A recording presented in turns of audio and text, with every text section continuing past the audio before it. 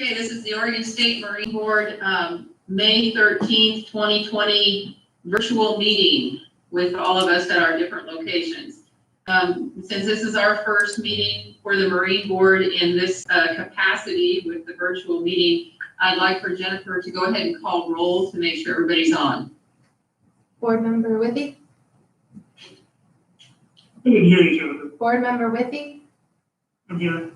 Board Member Castronovo? I'm here. Board Member Moran? I'm here. Board Member Jackson? Here. And Chair Early. I'm here. Thanks, Jennifer. We appreciate that. And there is also some staff on the line too that we'll hear from throughout the time. So our first order of business is the approval of the minutes from our board meeting that seems so long ago now, January 22nd, 2020. Did everyone have a chance to look at those? Yes, Yes. I would entertain a motion. I'll make a motion, we approve the meeting minutes for January 20th as written. I would January second that 22nd. motion. I would second that motion.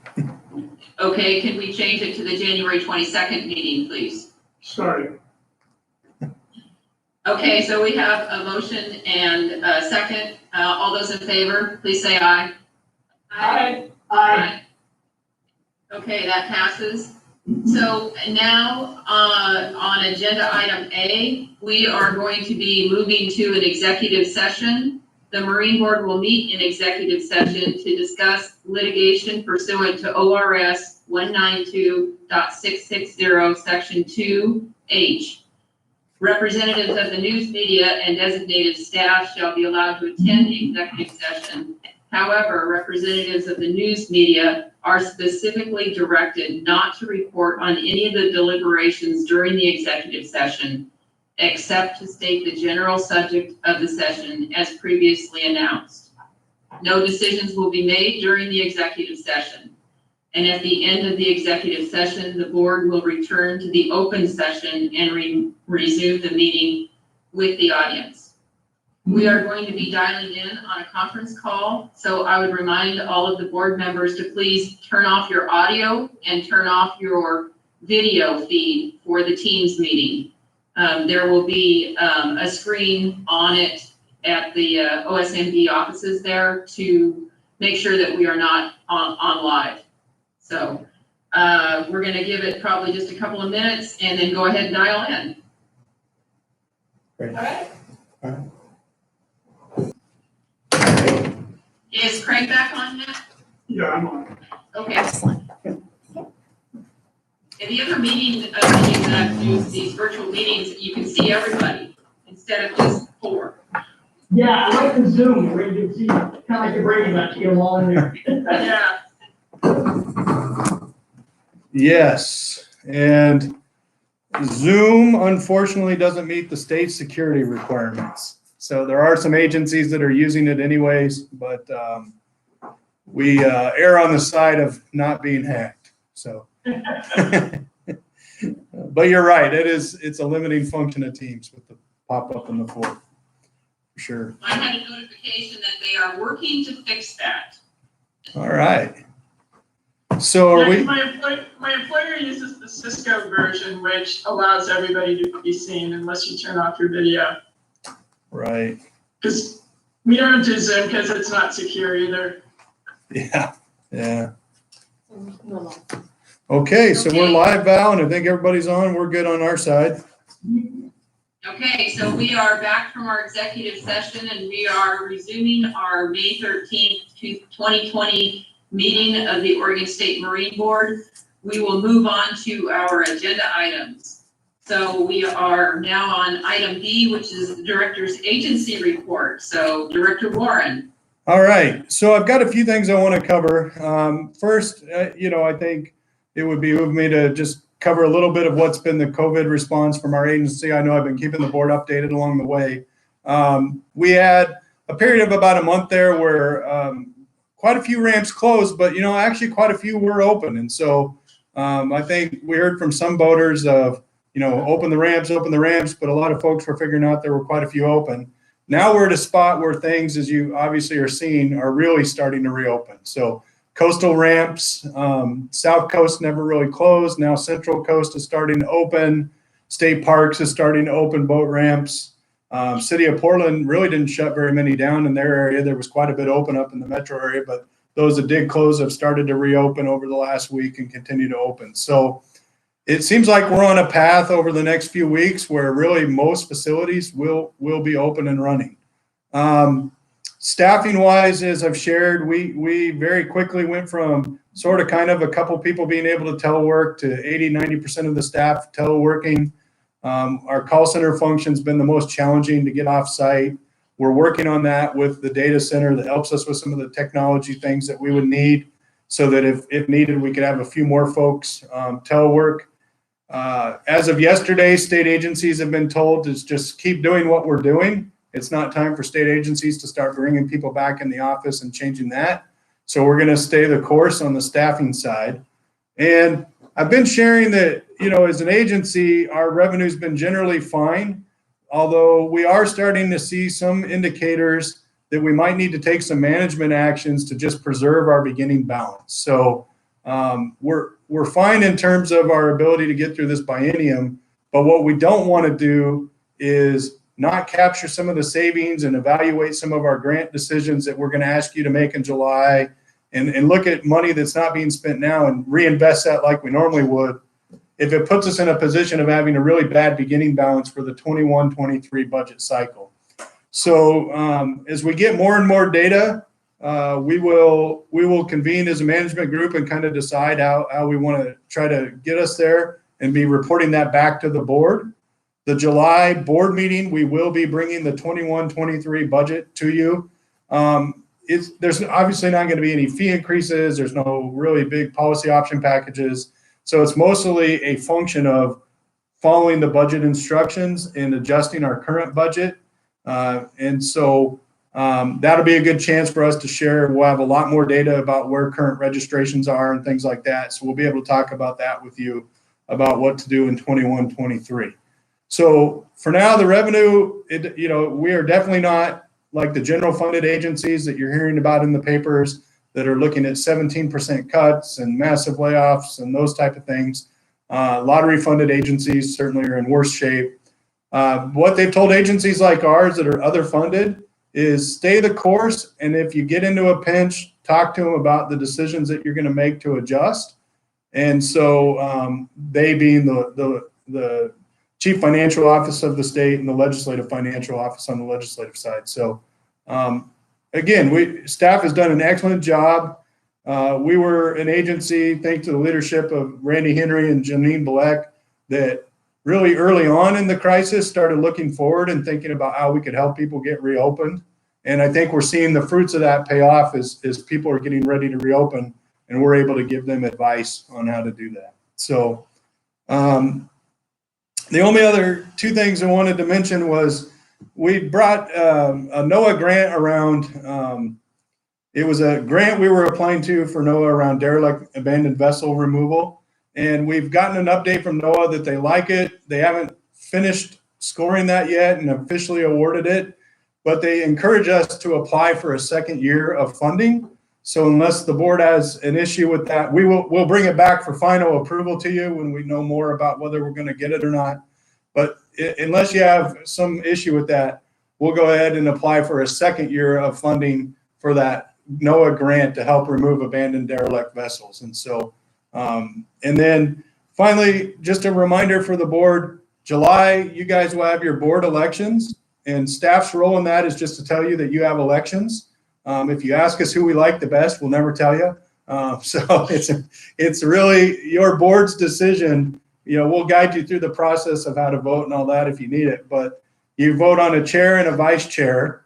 And in the statutes, there's no requirement on how that has to go. And so just wanted to put that in everybody's mind. I know we've got some new board members, and July is when you hold elections. And of course, Chair Early's term expires at the end of June, but she can continue to serve until she's replaced or unwilling to come anymore. And so it's probably going to be at least October before there can be a replacement. we're starting to try to, there's no vow out there. There's not a lot of coastal fishing guides that are reliable enough to show up to a meeting.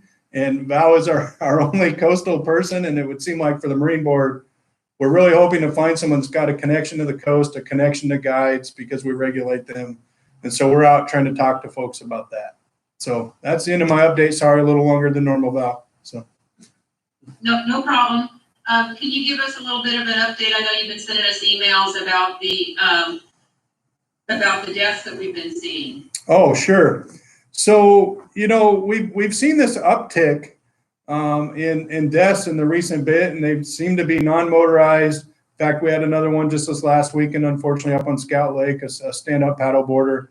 And the good news, I guess, was we did some media outreach. Randy did a really nice job with that, and it got picked up, and more so than we normally see. So maybe a little quieter news cycle helped us get some information out there. I had a good little email exchange with Board Member Jackson and yourself, Chair Early. And really, we're trying to figure out, is this people like going down and buying their first kayak ever? I think Board Member Jackson pointed out people are probably dragging them out of the backs of sheds too. She's seeing folks that are, you know, maybe they don't use their kayak ever, and now because they were able to get that out on the water where they might not get something else going. And what we're really seeing is cold water. So you've got experienced people that it's just the cold water issues. We've got new folks that are going areas where maybe their skill set doesn't fit the area that they're trying to boat or paddle, and then no life jackets. And so we're going to continue to work on that message, and any help we can get from all of you to help put that message out to the community, tell us who we should be trying to talk to, work with. Again, we're just, it's a trend that we'd like to stop early and have it start to go back the other way. So. Thank you. Board members, any questions on the director's agency report? Yeah, I have a question. So Larry, I heard that they weren't going to sell any non-resident fishing licenses this year. Does that apply for out-of-state voters too? Are they not going to be allowed? That's been changed, Craig. Okay, what's the current status? It's non-residents can now buy fishing licenses. I forget the exact date that changed, but it was a temporary order, and ODF&W rescinded that so that non-residents are allowed to fish and they're allowed to buy licenses. So there will be out-of-state boating activity this summer, and there won't be an impact, financial impact upon charters and other companies. Is that true? So Board Member Withy, the Chair Early's correct. There was a while there where out-of-staters couldn't fish in the state of Oregon. I think the only activity they're not allowed to do right now is clam and crab. And I believe that's somewhat reciprocal because Washington has still retained some of their closures on crabbing and clamming, but that's, I'd have to double check myself on the reasons why there. You asked about the charters, and I think Chair Early probably can speak to it better. Our charter community and the guide community, I think they're going to continue to be impacted financially for a long time on this until people can resume regular travel. So for instance, Lincoln County, you can come from out of state now and get a fishing license and go fishing, but you're not allowed to stay at a hotel or a campground unless it's for 30 days or some extenuating circumstances. And so the idea that somebody could travel from very far away, come in, get a guide or charter to take them out, and then return home all in the same day will be a challenge. But again, Chair Early probably hears more from the guide community on those issues. And that's true. There are certain areas that still have their lodging, RV parks, campgrounds. That was not a statewide order. That was individual by county order. And we see it in the neighboring states as well. However, most areas in the state of Oregon have now opened up those lodging with certain protocols in place. For instance, an RV park may only be at 50% capacity, and the same with the motels. That's the way it is in Curry County right now. So the sad part about all of those regulations that happened was that for an area like ours that is sitting right at the Oregon-California border, we would have people from California coming across to take advantage of charters or possibly guide services if they were able to, get their protocols in order. And they were not able to do that just simply because of the restriction against non-residents. So having that eased will really make a difference, but we are going to see, and we're going to see an unprecedented decrease in the numbers of people that are coming to fish, both on charters and in guide operations. Several of the guide operations that I've been in contact with have already seen huge cancellations due to the COVID fears of traveling. So they just don't want to have to travel through whatever areas they need to travel through in order to be able to get here. So I don't think that the guide community or the outfitter or charter communities are done feeling the impacts from the shutdown. And they also are working really hard to get the protocols put into place to be able to have some semblance of income. Yeah, and I think, Chair Lee, you've made a good point too. In the past, when we've talked, there's the ability to do the chartering, guiding, and meet the executive order, and then there's the ability to do that profitably. And those are two different questions. So I think profitability is one of the challenges they have. Is if you're limited in the number of people you can have on your boat at one time, it creates a challenge to operate profitably. Any other questions on the director's agency report? Okay, we'll move on then to item C, which is the staff recognition, and Director Warren.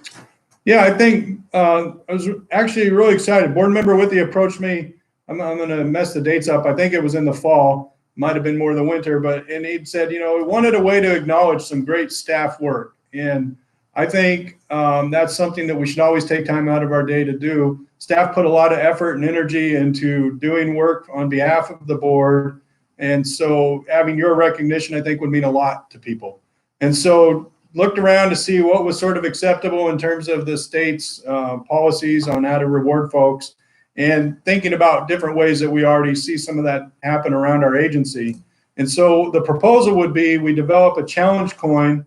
And for those of you who haven't seen those, they're used quite a bit in the law enforcement world. And they're a really nice, well-made coin. And you would give that to the person on the spot, so we could have some made for each of you to have a supply of. You could give it to staff, you could give it to non-staff. So if you were out at a ribbon cutting and you wanted to hand it out to somebody, that'd be a nice little way to tell somebody thanks for the work that they've done.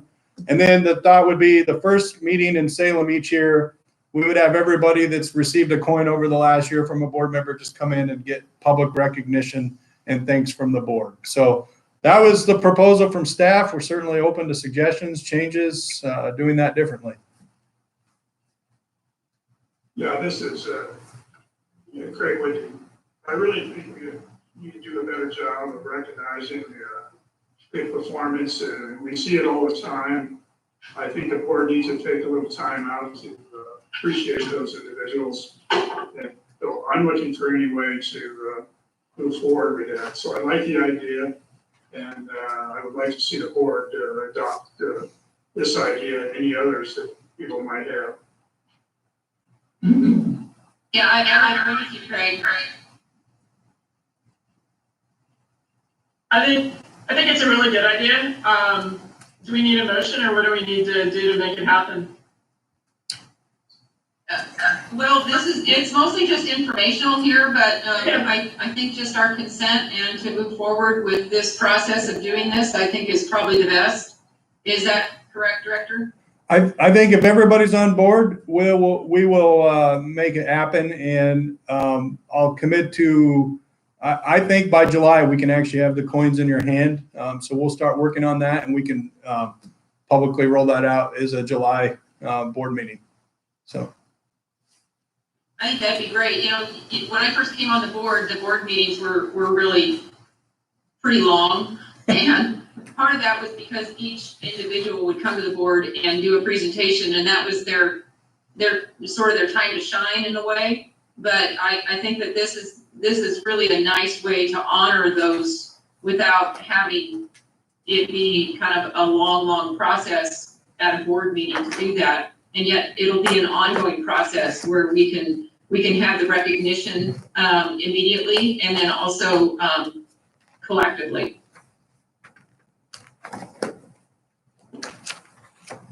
So if everybody's on board with this, then we'll look forward to getting the coins in July. Sounds good? Sounds good. Great idea. Yep. So we'll move on to item D, which is the new board member onboarding guide. And I have to thank Jennifer Cooper for taking on this project. It was always something that I wanted to see done. And I think that it was very well put together. Really appreciated the fact that she took all of our comments and incorporated them. So Director Warren. Yes, last July, the board had asked for one of the things that we worked on with staff was an onboarding guide. And so just as Charlie said, we went out, Jennifer Cooper was able to work on that. But I think to the January meeting, got a lot of good feedback. And I would echo, I think where it's at right now, with all of your input, it's in a really good spot. But certainly if there are other changes the board wants to see on that, we can make those. This is great with you. I think it's an excellent document. It's a very, very good start. I really appreciate Jennifer putting it together. I think our first test is Colleen, so I'm looking forward to her going through it, and we'll give her a quiz. Well, I did read it, and I also very much appreciate all the effort that went into it. I think it's great. I really like that it's split into two pieces, so you've got all the appendix supplemental info if you want. That is one document for perusing at one's leisure, and then the other one that has more of the day-to-day operation. So I think it's great. Excellent. And I think that, I think creating this and treating it as a living document with maybe a yearly update would be very beneficial. I think that we were very fortunate to have Colleen coming on right at the time when it was ready to go live, and that way it can be tested. So I think that it's fabulous. So we can set it for, since July tends to be when we do a little bit of housekeeping type things, we can set it for a July review. And assuming that member Castronova and member Jackson don't have any changes that they'd recommend, what we can do is if anybody wants it printed, we can get that printed and sent to you. And otherwise it can exist in digital format for those that are comfortable with that. Yeah, I took a read through of it, and it would have been great to have had it a year ago when I came on the board. So rock and roll, go for it. Excellent. I would definitely echo that, because I think I drove Ashley nuts for the first year, or maybe most of you guys. So yeah, I think it's a great thing, especially that it's simplified on most of the pertinent stuff that we do day to day. So, a guy like me that's never done any of this, it was definitely helpful for sure. Great. And compliments to Jennifer also for making it very user-friendly for someone who's even been on the board for a length of time. So it still is very helpful reference material for any board member. So thank you. I was going to write that if you liked it, I did it. And if you don't like it, she did it. But I felt like it was in such a good place that I had to give her recognition for that. So. Okay, so we'll go ahead and move on now to item E, which is the proposal for the Duckworth Memorial Dock in Portland.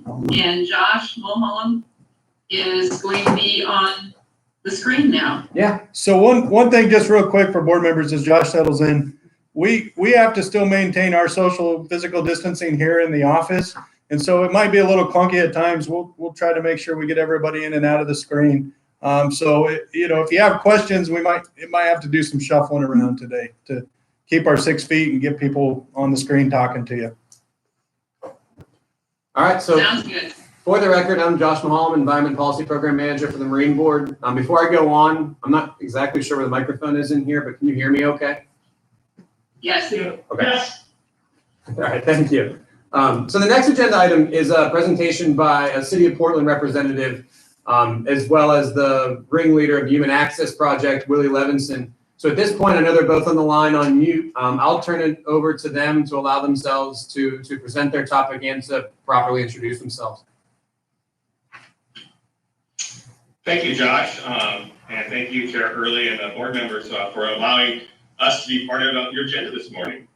My name is Matt Grum, and I'm Intergovernmental Affairs Manager for the Portland Bureau of Transportation. With me, as you've heard this morning, is someone who needs no introduction, Willie Levinson, our ring leader, as he goes by, for the Human Access Project, our community's preeminent volunteer-driven grassroots advocacy group dedicated to helping people connect to our region's waterways. Willie will go into the details of our pilot proposal here for the Kevin J. Duckworth Memorial Dock in just a moment. But first, I wanted to take a moment to thank the Marine Board and the agency personnel for all you do to make voting on our waterways a reality. Thank you very much. It's going to be really important this summer for people. In 1997, the city of Portland began creating what we now call the Bearcats East Bank Esplanade. And part of that project was a dock facility attached to the Esplanade for boaters.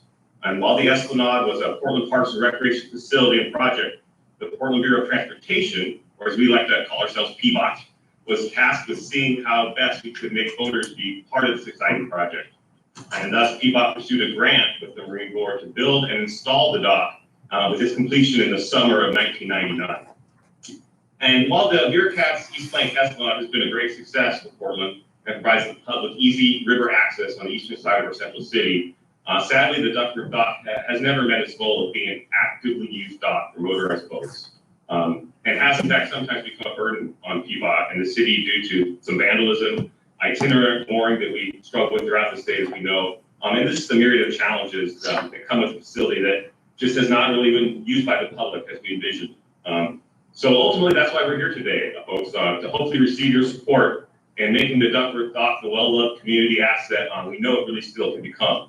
PBOT stands ready to make this vision a reality and work closely with you, our partner city agencies such as Portland Parks and Recreation and the Portland Fire and Rescue, and of course our community activists that drive the Human Access Project's work.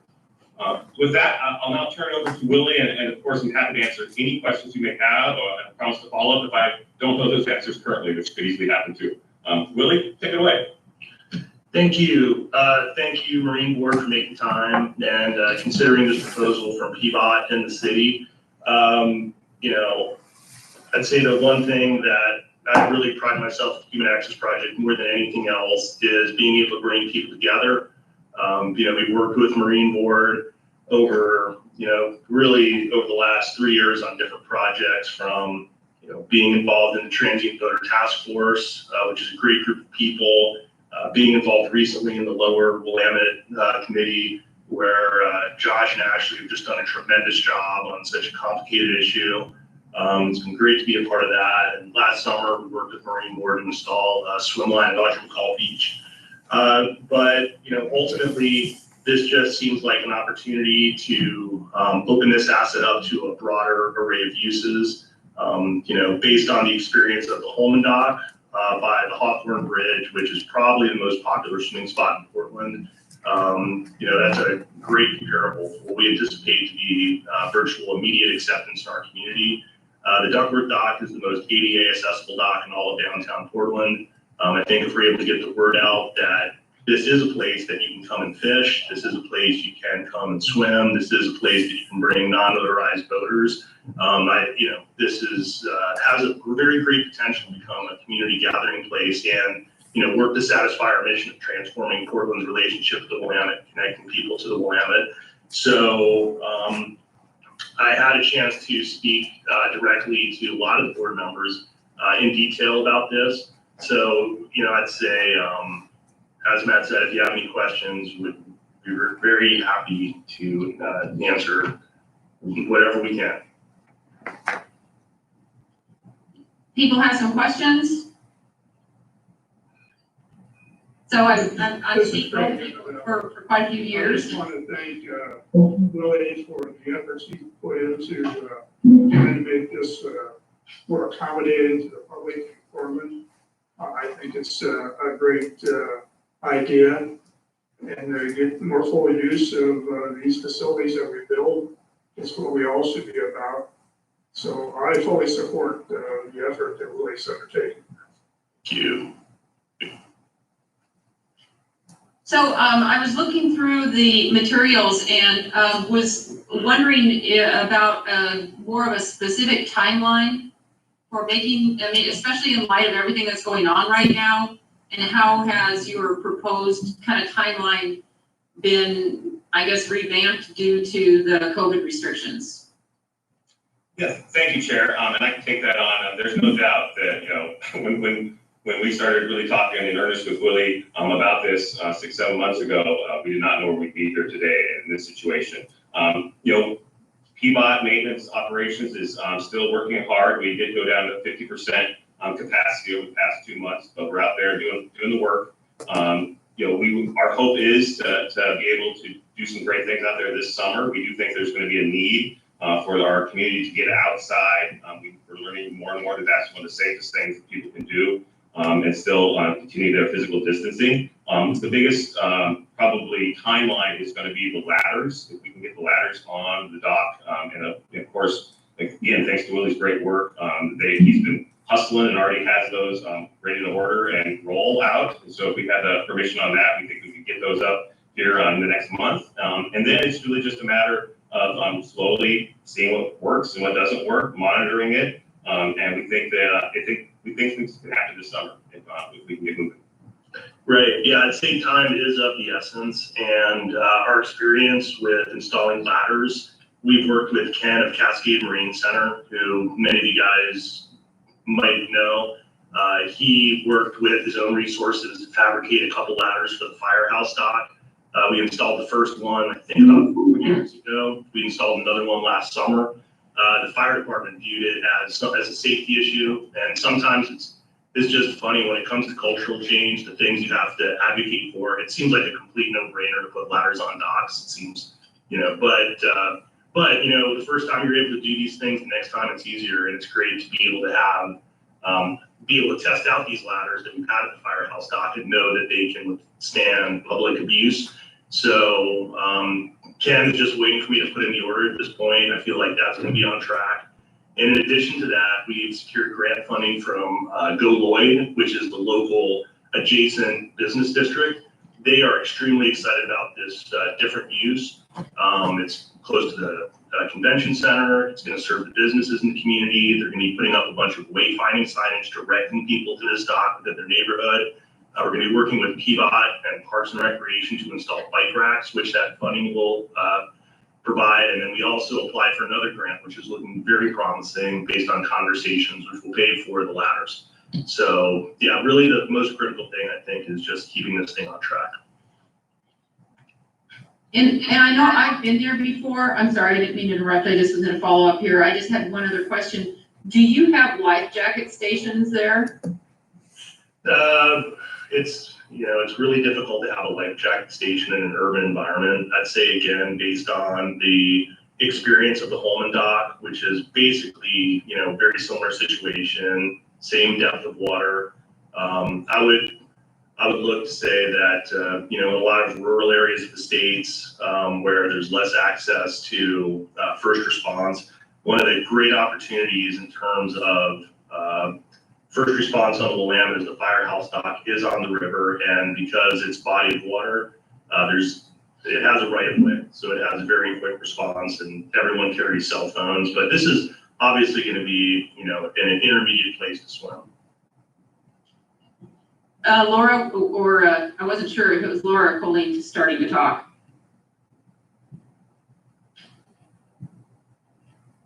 Okay. I was on mute, so I think it might have been Colleen. So I know this is listed as an informational item, but having been chatted with Willie a couple times, starting back in, I think, January or something, I know he was kind of hoping that we could get some kind of a Marine Board vote to direct staff to move this forward so that he can take it back to some of the the grantors that he is applying for. So I'd like to make a motion that staff go ahead with closing out the grant early to allow City of Portland to move forward with the development of the ductwork dock as presented in our materials. I second that. Motion.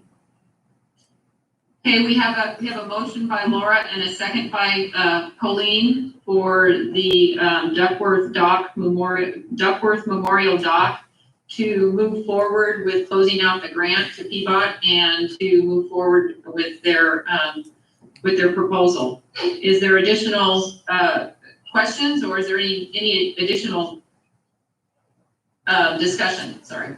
So, Chair Early, and members of the board, I just think it might be worth for the board, I think Willie and people, definitely, it's been a great conversation, discussion all along the way. I think it's just probably worth mentioning in your motion that the expectation is that voters continue to have access in that mixed use environment.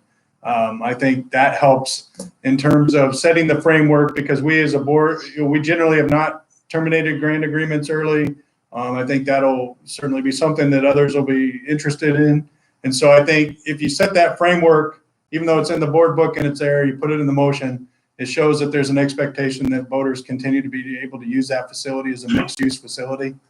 And I would echo that, and it would need to maybe be part of the promotional materials or the informational materials that you're putting out, because the drawing that you submitted to the board was, it included that 50-foot area where motorboats could still come up and drop off and pick up, which is going to be really an important access point too. It might actually get used more. And to be clear, Willie, I have no doubt. I mean, you've been very, forthcoming about your vision, and so that's not an assumption that wasn't your plan. And so just to make sure, Willie, that that's always been a part of the conversations we've had in your vision. Oh yeah, no, I appreciate you bringing that up. And ultimately, if this dock is used the way we anticipated, I think there's a very high likelihood there's actually going to be more motorized boat use at this dock. I mean, in a perfect world, I am not a motorboater myself. I enjoy being on motorboats when I have, and it's a really social activity a lot of times. So if this becomes a destination where there's people sunbathing on the dock, and swimming, and there's activity, I think it's very likely that folks are going to want to pull up and just be a part of the scene, even if they're not at the motorized pickup drop-off point. But again, it's going to be a more desirable place to be picked up from if there is that activity there. So, this is a social experiment. We'll see how it goes. But based on the experience of the Holman dock, based on the growing popularity of people being on the water, it has all of the right ingredients to be extremely successful.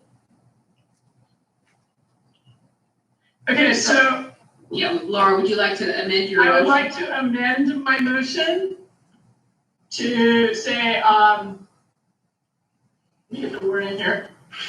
As shown in the board book, to continue access for motorized boating as well as other mixed-use activities. May I interject here before we move on, Chair Early? Just to make sure the board's options are clear on this. There could potentially be multiple ways to get at this same goal. Closure of the grant would certainly be one of them, which would, not that Matt or Willie or the city of Portland has any nefarious plans, but by closing out the grant, there's no leverage left for the Marine Board. Another option would be to amend the current grant for its remainder, which is roughly a year and a half from now, to allow mixed use at that dock, which would functionally do the same thing, and it would still give you, the board, some say in what that contract says. I'm certainly not telling you that's what you need to do, but I want to make sure that the board members understand that would be a viable option as well. And we really typically don't, let people out of their grant obligations early. And so I would be in favor of doing that versus closing out the grant, only because of the precedence of closing out a grant would present. But that's just my feelings. And so anyway, we do have a motion on the table with a second, an amended motion. Is there any further discussion?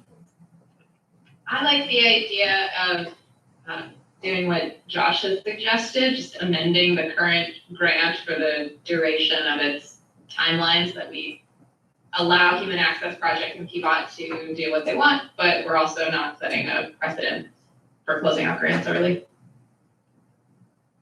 I'm fine if you want to amend it to that.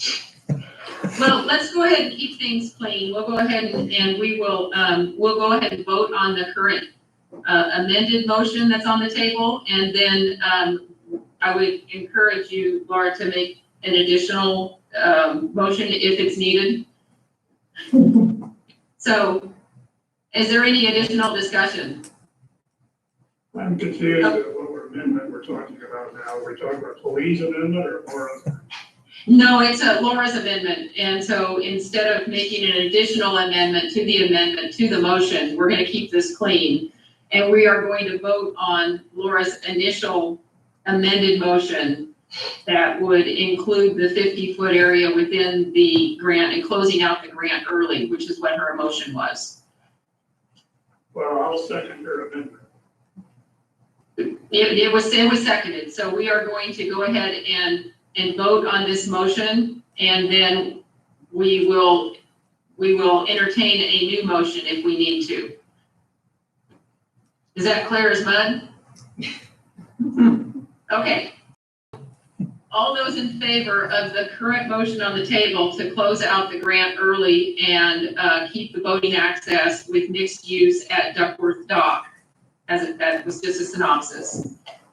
All those in favor, say aye. Aye. Aye. Aye. Oh, okay, and all those opposed? Opposed. That's me. Okay, so that closes out the grant early. Does everybody understand that? Okay, so I think the confusion was because we had the multiple motions. So if we deny this first motion, then obviously what Josh recommended as extending or amending the current grant, that might be the better way of doing this. Is that what we're understanding? I was a little confused myself. Okay. Yeah, so let's explain it again. Okay, we were trying to vote on the motion that Laura made to close out the grant early and keep the mixed use that Willie had proposed for the dock there. And then we would entertain a motion not to close out the grant early, but to amend the grant, but we haven't. So we weren't going to confuse the current one with that one unless that makes more sense. So the reason I am kind of saying close the grant as opposed to amend it and extend it is the dock's been in place for almost 20 years. And as mentioned by the gentleman from Peabody, as mentioned by Will, as mentioned by a lot of folks in my time in Portland, it's kind of been an epic fail. And at some point, you know, there's a number of phrases, but my feeling is maybe it's time for the Marine Board to, you know, cut bait and let the city of Portland go ahead and do their thing. And that's kind of why I'm saying let's just close the grant out. and that was your motion. So that's That's why I am saying I support this. I support either one, but I support cutting the grant early more strongly than amending the grant. Okay, so we had a vote and we voted to end the grant early and to continue with the mixed use that Willie has proposed for that as presented in the board packet. So that motion passed on a 4-to-1 vote. Does everybody agree with that, or do we need to revote? I stand behind my vote. I'm good with it. Same here. Okay, so it doesn't sound like we need an additional motion. Okay. So thank you to Matt and Willie for taking the time to participate in our board meeting today and for the information and the time that you put into this. It will be encouraging to see that dock be used. Thank you, Chair, and all of this. And on behalf of the Portland Bureau of Transportation, I really would like to just say we will continue to work with the Marine Board. You're not going anywhere. We're not going anywhere. We're all in this together. And so please be reassured that we'd love to come back to you at the end of the summer, work with the staff to report how it went, and continue to just work with you and strengthen our partnership with the important work we do to make our waterways enjoyable. Yeah, thanks for the vote too, and allowing this to happen. And I just want to reiterate how important the Marine Board relationship is to Human Access Project and how much I appreciate the work that Oregon State Marine Board does. You have a great staff of people, and it's been great to get a chance to meet some of the board members through this process too. And I would ask that Josh maybe reach out towards the end of the summer and maybe give us an informational report on how the summer went with your vision. I know that it's not going to be a normal summer, but at least to get things rolling and see how that process is working for you. Yeah, I can't speak for Matt, but I'd be happy to come back to if we could have a little brief discussion on it if the board was interested. I will put that as a agenda item for the October meeting, just as an update and what's happened in the past between now and then. That'd be awesome. Thank you, Josh. Okay, thanks, y'all. Thank you. Thanks, Willie. Thank you. Okay, so we are going to move on to item F, which is the potential legislative concept, the expansion of the Toad Water Sports Education Program. And Josh, it's your turn still. It is indeed. After the passage of HB 2352, which created the Toad Water Sports Program within the Marine Board, the board asked staff to explore the idea of what an expanded Toad Water Sports Education Program might look like. Staff has also been approached by lawmakers with similar type requests. Because of this, staff drafted some initial language that could become the basis for a legislative concept. That language is included in your board book. I also provided a summary of the changes that were proposed in the book as well. To very, very briefly summarize, it would align the Toad Water Sports Education Program to be similar to what we already have with our boating safety education card and that program. Given the current situation and the associated financial impacts of the current situation, any program that would expand fees to any Oregonians is probably very unlikely to pass during the next legislative session. And that is especially true of one that does not have a legislative sponsor. For this reason, staff is not advising bringing this actual concept to the governor's office for a legislative concept in 2021 at this time. However, if there is legislative interest and if we are approached by a lawmaker, and I think at this point that question is up for debate. I'm not sure if that'll happen or not, but if that does happen, staff would like some input from the board on what we provide the lawmakers. Given the political interest around this topic, I think it's important for the board to weigh in before we bring anything to a potential legislative partner.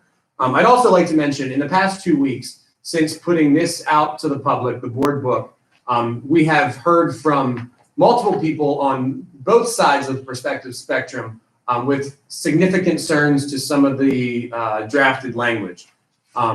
So I would say if staff is approached by lawmakers with a request for some sort of expanded concept or expanded Toad Water Sports Education Program, that we would probably propose this as new statutes as opposed to the drafted changes to current statutes, as those statutes are of significant political interest at this point in time. So I guess the ask is to the board, if we are asked to bring an expanded concept forward, does the board support that?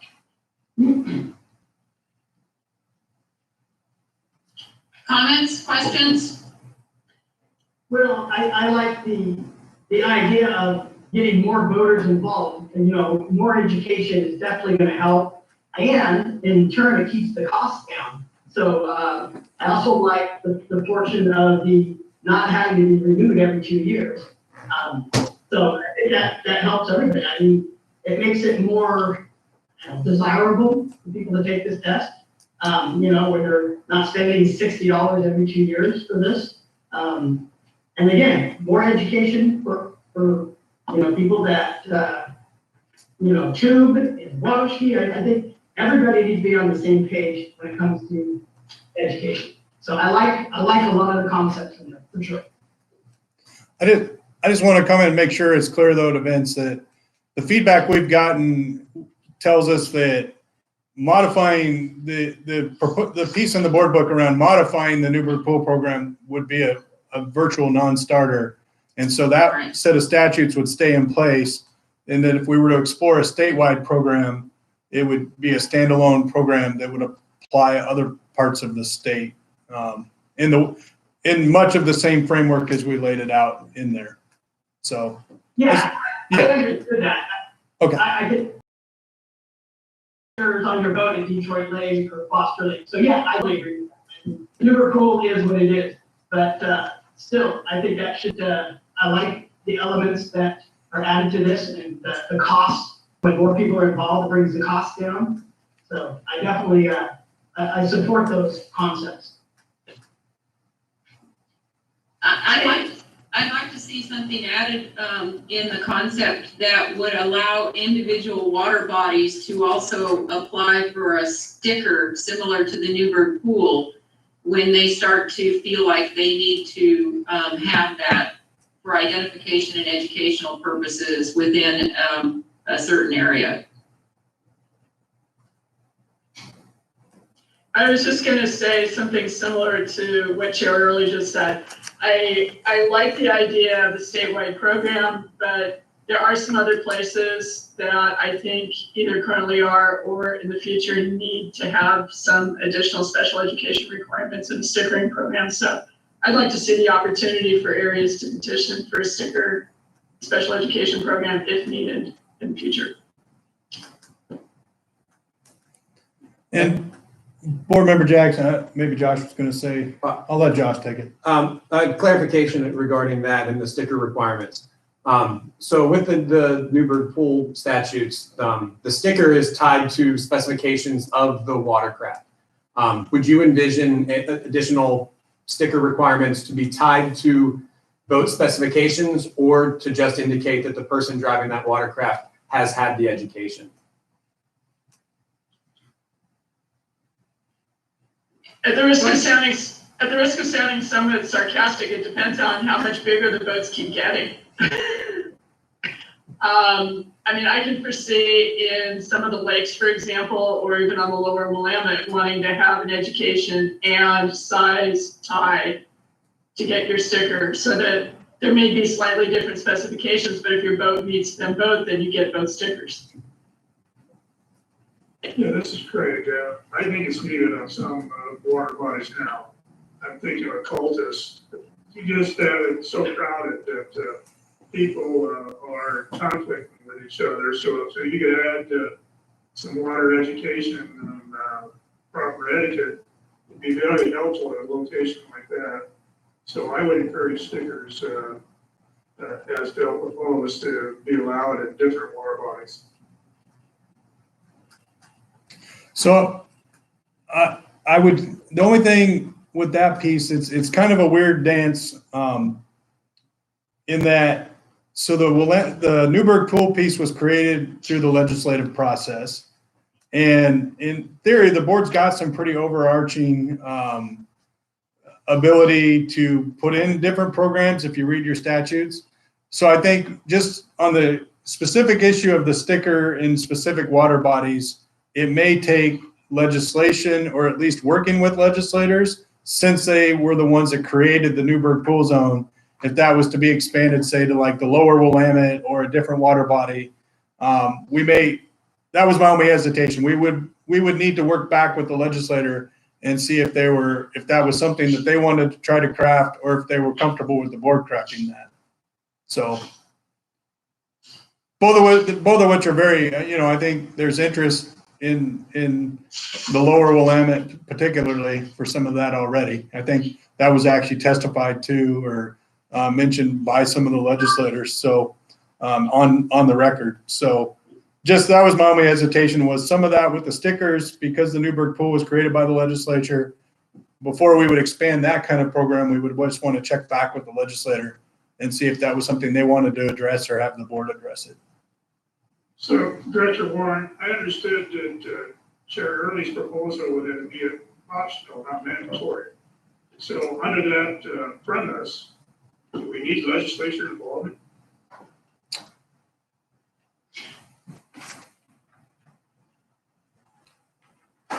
So, Well, Go ahead. go ahead. no, go ahead, Val. Chair Early.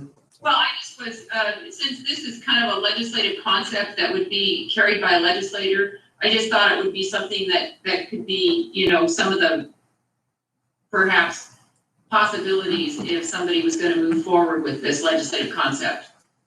Because I don't see that this is not gonna happen this year unless somebody carries it.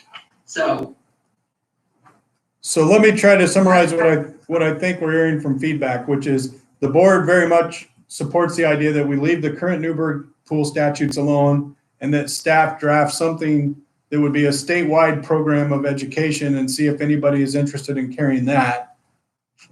That's one concept. And then the second, what I'm hearing is if there is energy to expand the sticker program to other water bodies, that the board is, that, not that you get to tell, the legislator ultimately gets that decision if they take the issue up. But it sounds like the board is interested and potentially supportive of that idea. Of course, you would have to see that idea and see what comes forward before we could take a position. But am I capturing that correctly, or am I off on that?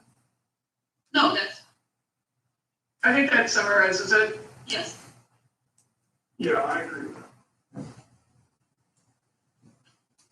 Are we looking for a motion? No. This is just informational, just a discussion piece to give some feedback to move forward. Isn't that correct, Josh? Yes, that's correct. This topic is important enough that we wanted to discuss it with the board before we went forward with anything. So it's informational, but we appreciated the feedback. Anything else to add to it?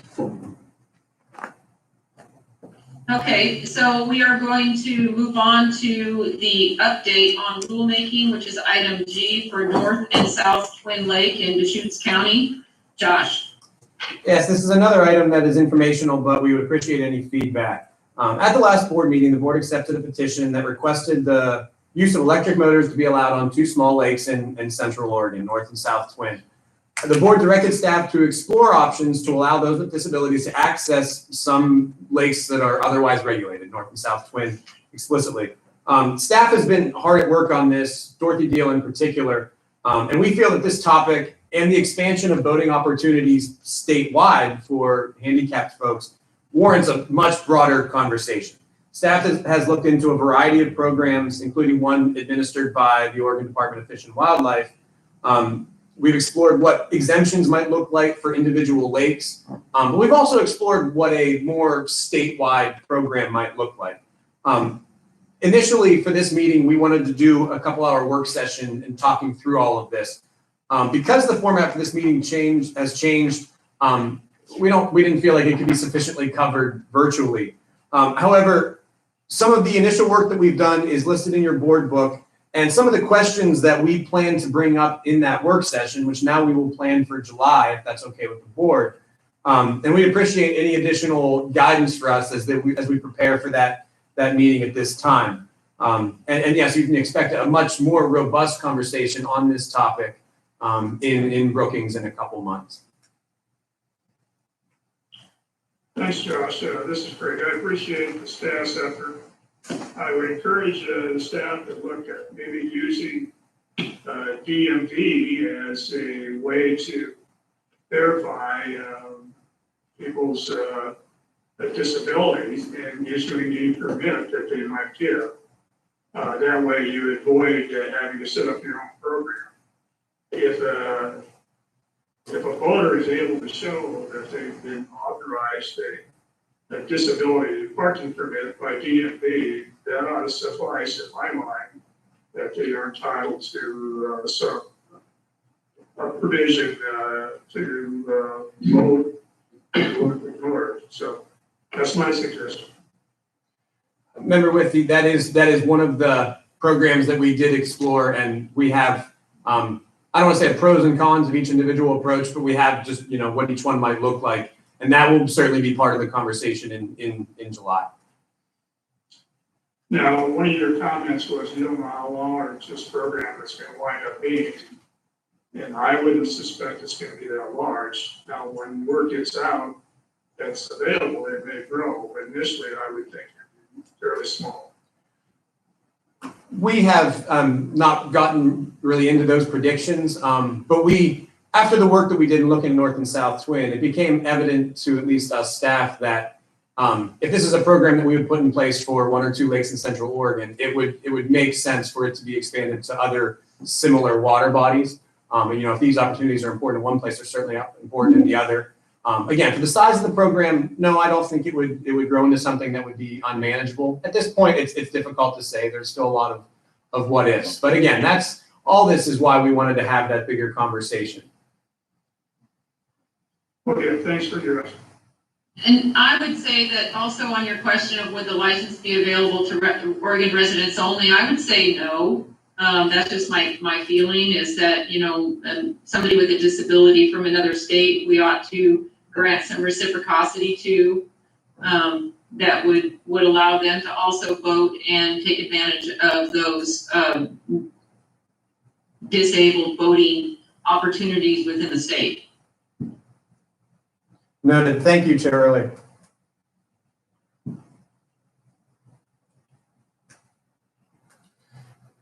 Any other feedback from any of the board members before we continue to prepare for that meeting in July? I would also endorse probably a temporary or renewable basis for a disability permit for voting, only because, there may be a time when somebody's in an accident, when they're not able to vote because of their disability due to an accident, and they want to have access, and so they could have a temporary permit.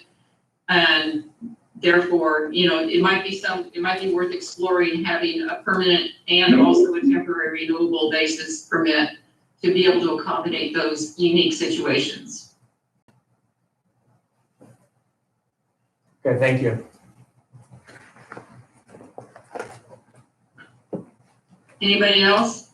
I was kind of thinking along the same lines. The other one is the issue of accommodating people who might be coming from out of state. And would their home state's DMV permit be sufficient to get the approval to use a motorized boat in one of our lakes?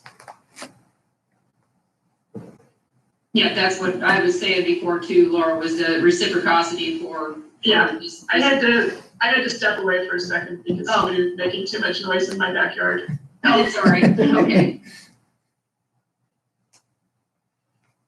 Well, thank you all. Anything else? Go ahead. I was just going to say all good things to consider, and I really appreciate the feedback and look forward to the conversation later. Okay, so I think we'll keep moving here. I think we'll do item H, and then we'll take just a short break for a second, for 5 minutes maybe. So we have item H, which is the consideration of rulemaking for OAR, numerous ones, CPR, PFDs, and fire extinguishers. This is an action item. We need to consider adoption of these rules. Josh. At the last board meeting, the board initiated rulemaking for 3 relatively minor changes in our rules. One being to streamline the process in which outfitters and guides report the CPR and first aid certifications for them, their statuses of those for themselves and their employees to OSMB staff. A second rulemaking was initiated to align Marine Board rules with recent Coast Guard changes to the PFD labeling system. And likewise, the third rulemaking was initiated to align OSMB rules with recent changes to the Coast Guard's fire extinguisher labeling system and carriage requirements. As prepared for you in the board book, there were a few comments received regarding the outfitter and guide certification changes. There was nothing received for life jackets and fire extinguishers, which was expected. There were a few comments received from outfitters and guides regarding those CPR certification reporting requirements. Some were opposed and some supported.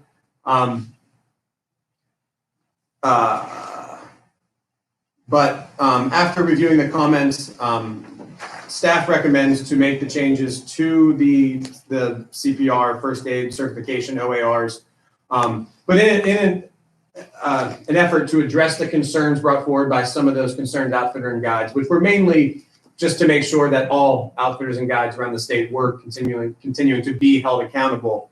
Staff proposes a policy in which, in any given year, at a minimum, 5% of outfitters and guides are audited to make sure that themselves and all their staff do have the appropriate CPR and first aid certifications.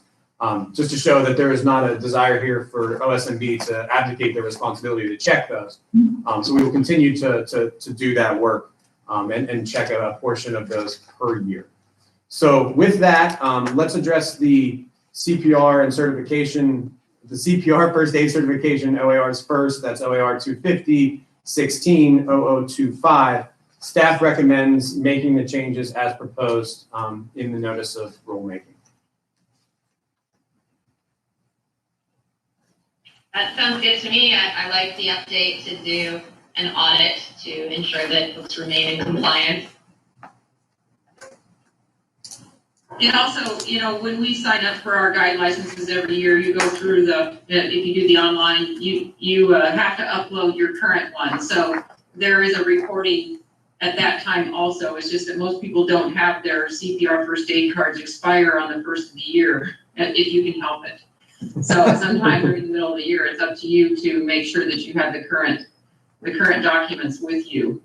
But I do also like the proposal to have a 5% audit rate on those, and it should help to alleviate some of the concerns of the commenters. You're saying guides don't have a New Year's Eve first aid CPR party test, we used to. Yeah.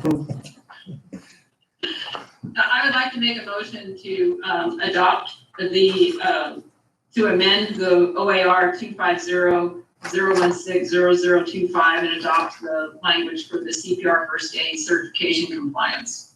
I would second that. Any additional comments or questions? Nope. Okay. All those in favor of the motion, please say aye. All right. Aye. Aye. All those opposed? So now we have the other OARs to deal with, which would be the PFD certifications. Because no comments were received and the Marine Board really needs to make these slight regulatory changes to align with federal code regarding PFDs and fire extinguishers, staff recommends the board amend, and I'll list them all out so none of you have to. OAR 250-10-0010, 250-10-0154, 250-10-0155, 250-15-0010, 250-16-0075, 250-16-0077, 250-021-0030, and 250-021-0100, as written in the attached notice of proposed rulemaking. Thank you, Josh. You're welcome. You covered it all for us. Are there any questions? Would anyone like to make a motion to echo his listing of the OARs? I move that. Go for it, Craig. No, you go for it. All right. I move that we approve the amending of sections of OAR 250 as listed There you go. in the board book and the previous discussion. Perfect. I second that. Okay. Any additional comments or questions? All those in favor, please say aye. Aye. Aye. Aye. And all those opposed? Okay. So we are going to, does anybody need a break? Maybe. Just a little. Okay, we will take a short 5-minute break, okay? Thank you. Thanks. And just so folks remember, we're probably still hot here on the mic, so.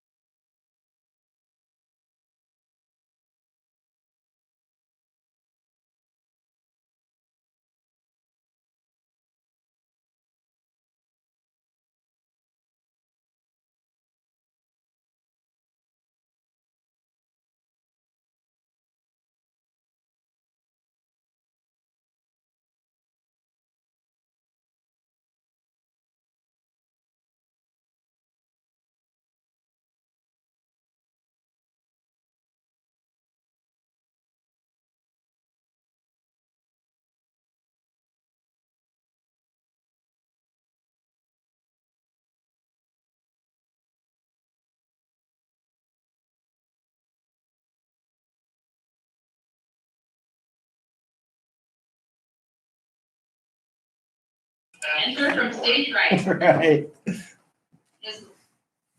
and I don't see Laura on here. I mean, Laura's on here. Colleen's here. It just didn't have you on there. Okay, so we are ready to resume our meeting after our short recess, and wanted to also make a comment because we just got through dealing with the outfitter guide programs, PFDs and fire extinguishers. But I want to commend Cindy Bolduck for keeping the guide and outfitter community informed about regulations and protocols that are necessary during the COVID-19. And she has done a fabulous job, so of keeping us all informed. I just wanted to publicly get that out there on the record. So we are going to move on to item I, which is consideration of rulemaking for OAR 250-014-0001, 250-014-0500, 250-014-0505, and 250-014-0510, the Waterway Access Grant Program. Josh. Last summer, the board initiated the rulemaking process to implement Senate Bill 47, which created the Waterway Access Permit and the associated Waterway Access Grant Program. The board has already passed rules to implement the permit, but the grant program has yet to be articulated in rule. So staff drafted the proposed rules contained in the board book and solicited public comment on those. A public hearing, I should note, a public hearing was scheduled. However, it was canceled due to the ongoing current public health situation. During this time, staff also developed a grant policy and procedure guide, which would serve as a type of companion to the rules, a document to help guide those applicants through the grant process. And that is also included in your board materials. I believe it's Appendix B. The public comments were received, and a few public comments were received. The staff responses to those comments are laid out in your book. I'm not going to reiterate those now for just the sake of time. So at this time, staff recommends adopting the new rules as provided. And staff is also interested in any feedback the board has regarding the procedure guide that's attached. Yes, it is still in a draft form, although a pretty finalized draft type form. And specifically, the staff would like feedback on the scoring criteria proposed, because that will be used as a basis to evaluate the first round of grants, which we are hoping to start hearing and awarding this summer. And the scoring criteria is provided within item H in the main board book. And then the idea going forward is that staff would bring the procedure guide for all grants, not just water access grants, but bring that whole grant policy and procedure guide to the board at the beginning of every biennial grant cycle, so the board can weigh in on the procedure guide, as well as see any potential changes and have their continued input into something that wouldn't necessarily be rule, but would still be a guiding document for how we issue grants. Thank you, Josh. So I did have a couple of questions on the scoring. How would a grant performance be scored for an applicant with no history? Because we are probably looking at people who maybe have not done any of these before, but if they have no history, but they had a great project and they're going to be marked down for that, how is that going to be scored? And then secondly, on number 7, with the access, on the waterway access, I'd like to see some priority or a higher scoring given to access that is on the same side of the river as something that is upstream. So to your first question, I would say that one of the topics that we had the most conversation about was how to deal with those applicants that have no previous history. So for 2 and 3 specifically, which are, 2 and 3? Yes. Yes, 2 and 3 specifically. We went back and forth on that. We decided that applicants with no history would be given that good score. So they weren't penalized in any way, because we also expect that many of the applicants will be getting through this program will be first-time applicants. I mean, it is a different type of grant. So as to not penalize them, we thought that score of good, which is equivalent to 10 points, would be appropriate. But again, certainly open for board input.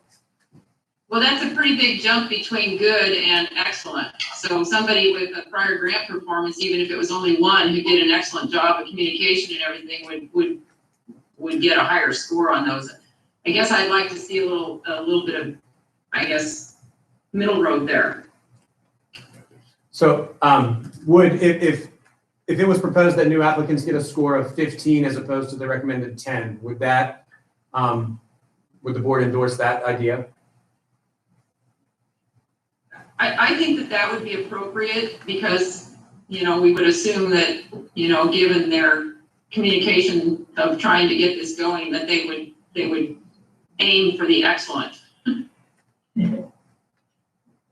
I would agree with that, for sure. Okay. I think that seems appropriate. Chair Early, members of the board, for the record, this is Janine Balek. Just to let you know, historically, very few applicants score excellent. I'd say probably less than 5%. That's a pretty high standard for us. But we can easily make that point adjustment within the ranking criteria. Hey, Josh, this is Craig Whitney. I'd like to see some emphasis placed on access for disabled people. Whether you put it in item 7 or somewhere else. Most of the access points I see don't have any provisions. There's no hard surface provisions to the water edge. People have to navigate either down a steep slope or a 3/4 inch gravel base. Nearly impossible if you're in a wheelchair or if you're amputee. So I'd like to see in the evaluation criteria some emphasis placed on disability access. Member With, I think that's certainly a good point. I'm just looking through the scoring criteria right now and figuring out which number to put it in, whether it be 7 or 8 or an additional number. I think a good job. I'm sorry. I just think it would be considered in both of those. So Josh, accessibility is actually in question 15, where those are issues that we're trying to resolve, and we can modify those points. But those are the high issues that are generally around facility access stuff, and accessibility is one. We can increase that point value to emphasize. You say it's at 15? The question is, what facility needs does the project resolve? And we identify safety, reduced maintenance, useful life extensions, accessibility, and to disperse use or conflict management. And we can reorganize that question to emphasize accessibility or assign higher point values to those items as resolutions. So number 7 is voting activity opportunity. Did you put it both of them? We can. We can. I think that'd be appropriate. Another suggestion maybe under item 15 is to, with the word accessibility, and then maybe have a slash and say access. Yeah, I think that's appropriate too. Because accessibility, as somebody who would be applying for the grant, accessibility might mean one thing, and if I see that, oh, I could get points for ADA as well, Exactly. it might help me strengthen my proposal. And I think that that's also going to come in under the voting safety program review too. I think there's going to be you're going to be able to see some additional points when your target audience is going to be considered. Yeah.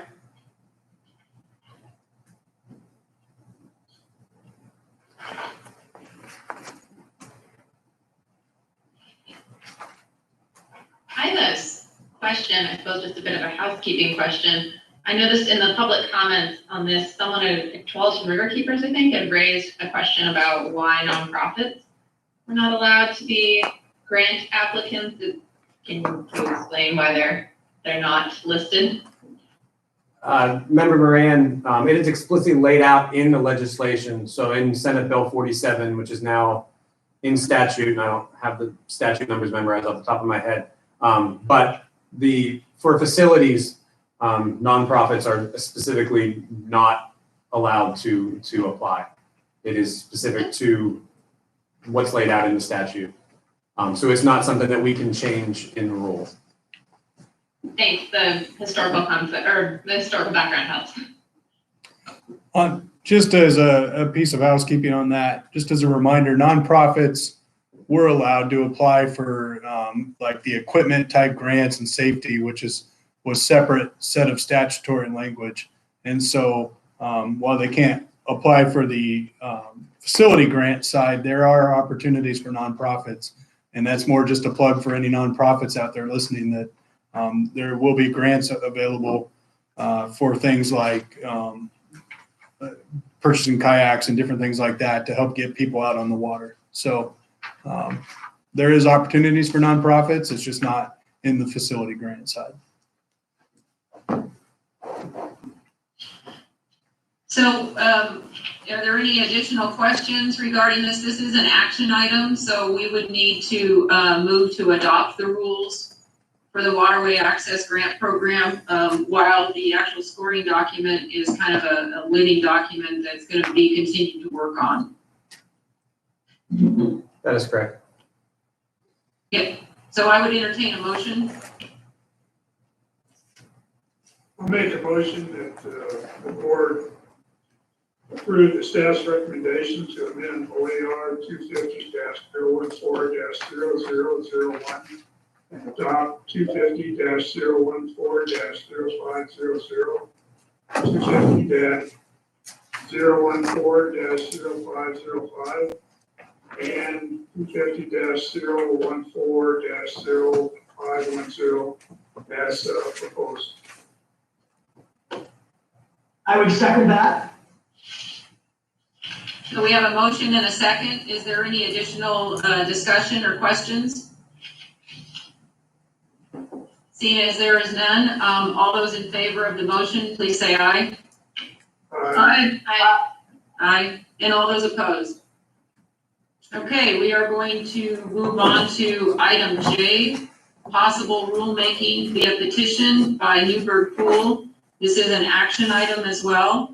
And we're gonna need to wait for some social distancing to happen here so that Dorothy Deal can be within our screen. Thank you. Take it away, Dorothy. Chair Early, for the record, my name is Dorothy Deal, Policy Program Coordinator for the Marine Board. On February 21st, we received a citizen petition requesting amendments to the current rules regarding wake surfing and wakeboarding in the Newburgh Pool of the Willamette River. That petition proposes the removal of the current zone framework in favor of all towed water sports being allowed equally throughout the entire 20-mile stretch, with wake surfing occurring only in a downstream direction in the center of the river.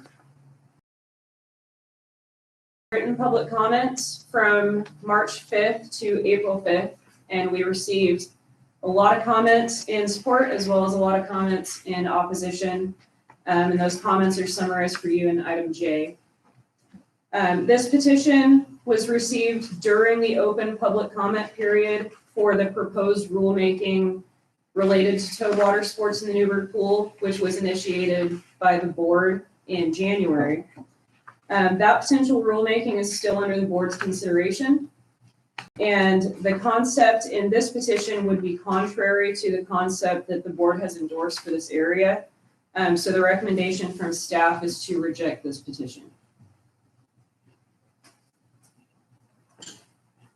Thank you, Dorothy. Are there any questions?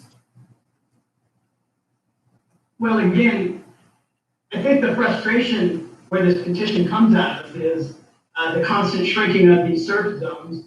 And, at first, I think I talked to one of the board members about, what they thought about this. And, a few years ago, it would have been nice to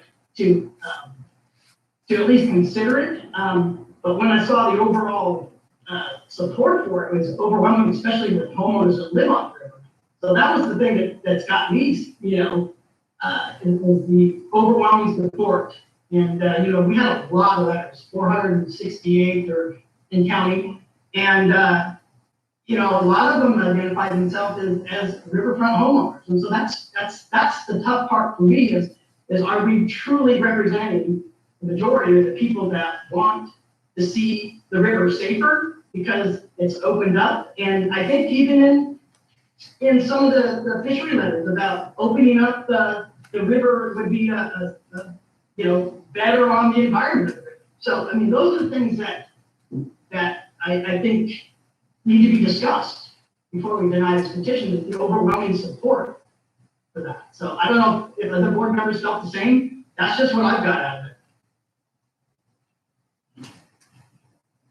There were an awful lot of comments for sure, and it did seem like folks fell into two camps where, from the comments at least, it seemed like homeowners were very much in favor of this petition versus voters were very much against it and asking us to keep the zones and or approve option E. So just interesting to note there were some very clear lines that folks fell into. In the case of this item, are we just considering petition or not? Yes. Discuss options under item K as far as changes to regulations on Newburgh Pool? Yeah, yes, Craig. So this is, so our options for the petition are to accept the petition and open rulemaking, or deny the petition, or let me see here. There's one other one.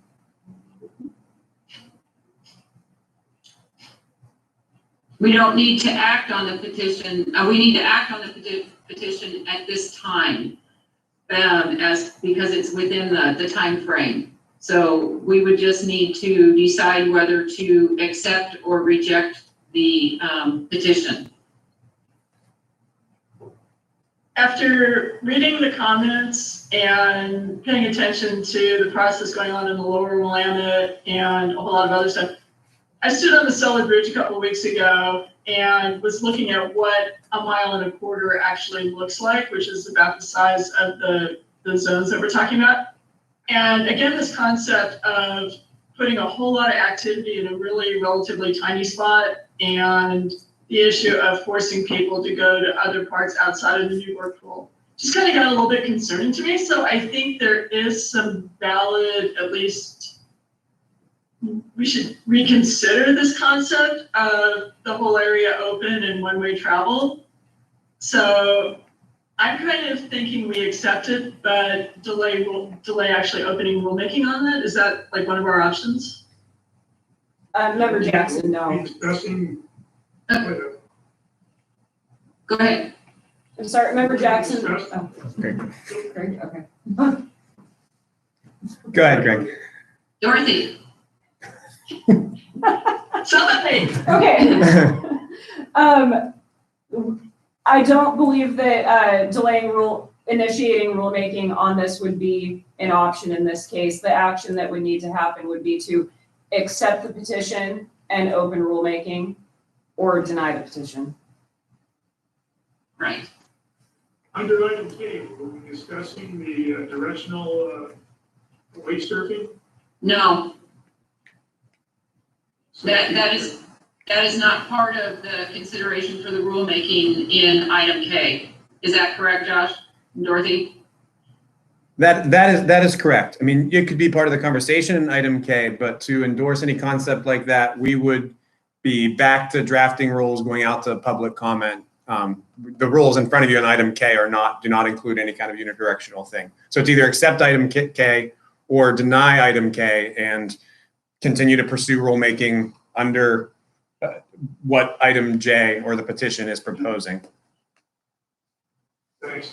And I think the theory on the directional wake surfing, which is one thing I haven't thought of, but it's basically keeping everybody in a line, not making repeated passes, and not having 2 or 3 boats passing you surfing as you're trying to, some coming upriver, some going downriver. So that again, it mitigates waves because you just got one direction headed, and I think it was upriver, but I guess it could go either way. But if I read it right, I thought it was upriver.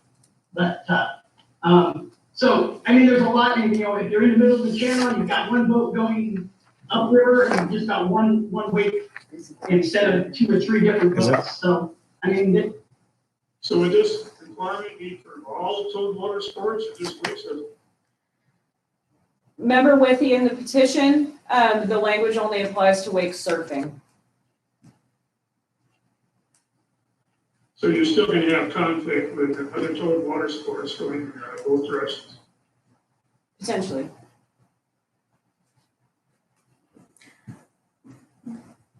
That being And I said, think that's a valid question because it seems like a lot of focus is going on wake surfing and not enough focus is going on other towed water sports, which also cause wakes. Are we going to get ourselves in a position where today the issue is wake surfing, but tomorrow it's tubing or whatever other new wake sport comes up? I think, one thing I like about this, it though allows us that we could probably, and somebody on staff, correct me if I'm wrong. The petition was wake surfing in one direction, everything else can go both directions if they abide by the 100, 200, or 300 foot off of property rule. That if we did open rulemaking on this issue, we could just make it all towed water sports is single direction. Is that something we could do? Member Jackson, you can accept the petition and open rulemaking, and you are not obligated to follow the petition verbatim in your rulemaking. You can accept the petition to do A, and you can choose to do B. If you were to do something completely separate from what the petition asked, then the more appropriate way to do that would be to reject the petition, and then you could still also open up rulemaking. Okay. But there you have flexibility in that. So just to be clear, if that's the direction that the board is considering going, then, and then based on item K, depending on what happens with item K, we could be under the same rules this year as we were last year on the new bird pool. So To that question, Chair Early, if, because of the timeline here, and because we're already into mid-May, if item K was not accepted the way it is, if we had to go back out for public comment, if that rulemaking was to continue, there'd be no way to get new rules in place for the new bird pool for this boating season. Just as far as the timeline goes, it would have to be until August or even September to when new rules could be adopted, and that's functionally, past when you want to put rules in place for 2020. So I opt in there. I just wanted to offer, just as a reminder, this has been a bit of a journey to get to the point of having, is it item L, which is the next piece that the board has been working on, all the way back to, I think it was the October meeting where we had folks come in and talk to the board about how the current rules were and weren't working.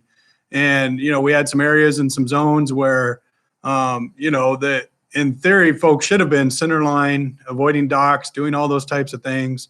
And it really just wasn't happening. Things weren't working very well. And through that, the board had asked staff to kind of move through this progression of rulemaking. And we did public processes. At that time, I believe in the different meetings that were held with different stakeholder groups, there was some talk about one direction wake surfing. There was some talks about doing some of those type things.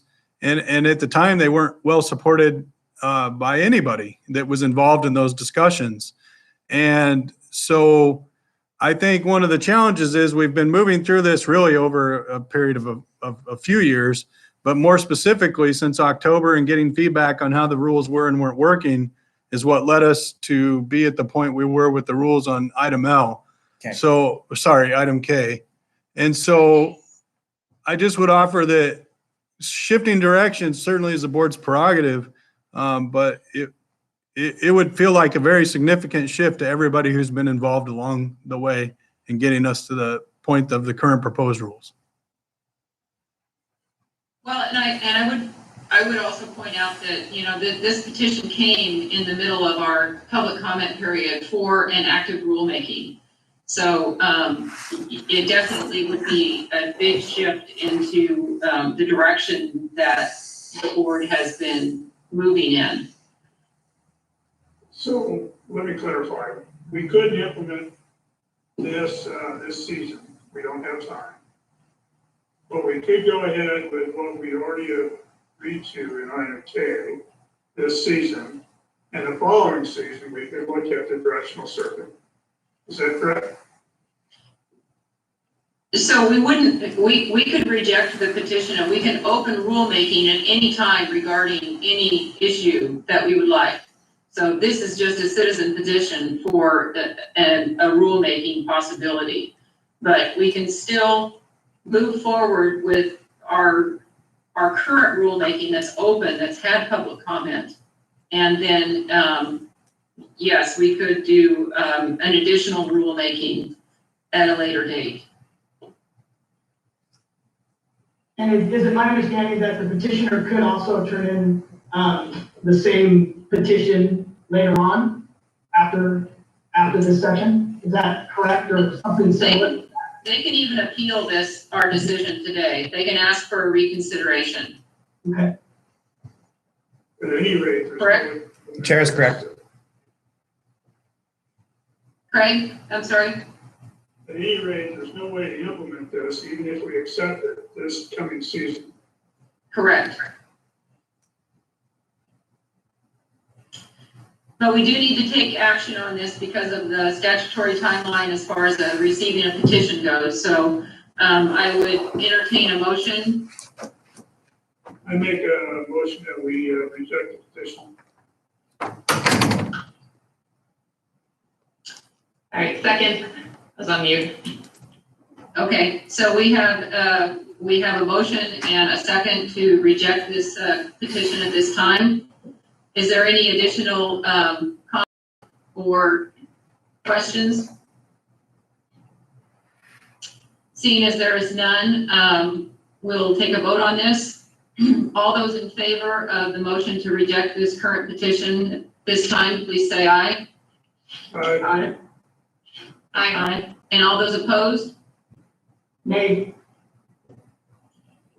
Okay, so it sounded like it was a 4-1 vote. Okay, so again, just to reiterate that the petitioner can also ask for a reconsideration, and that would come to us at a later date as well.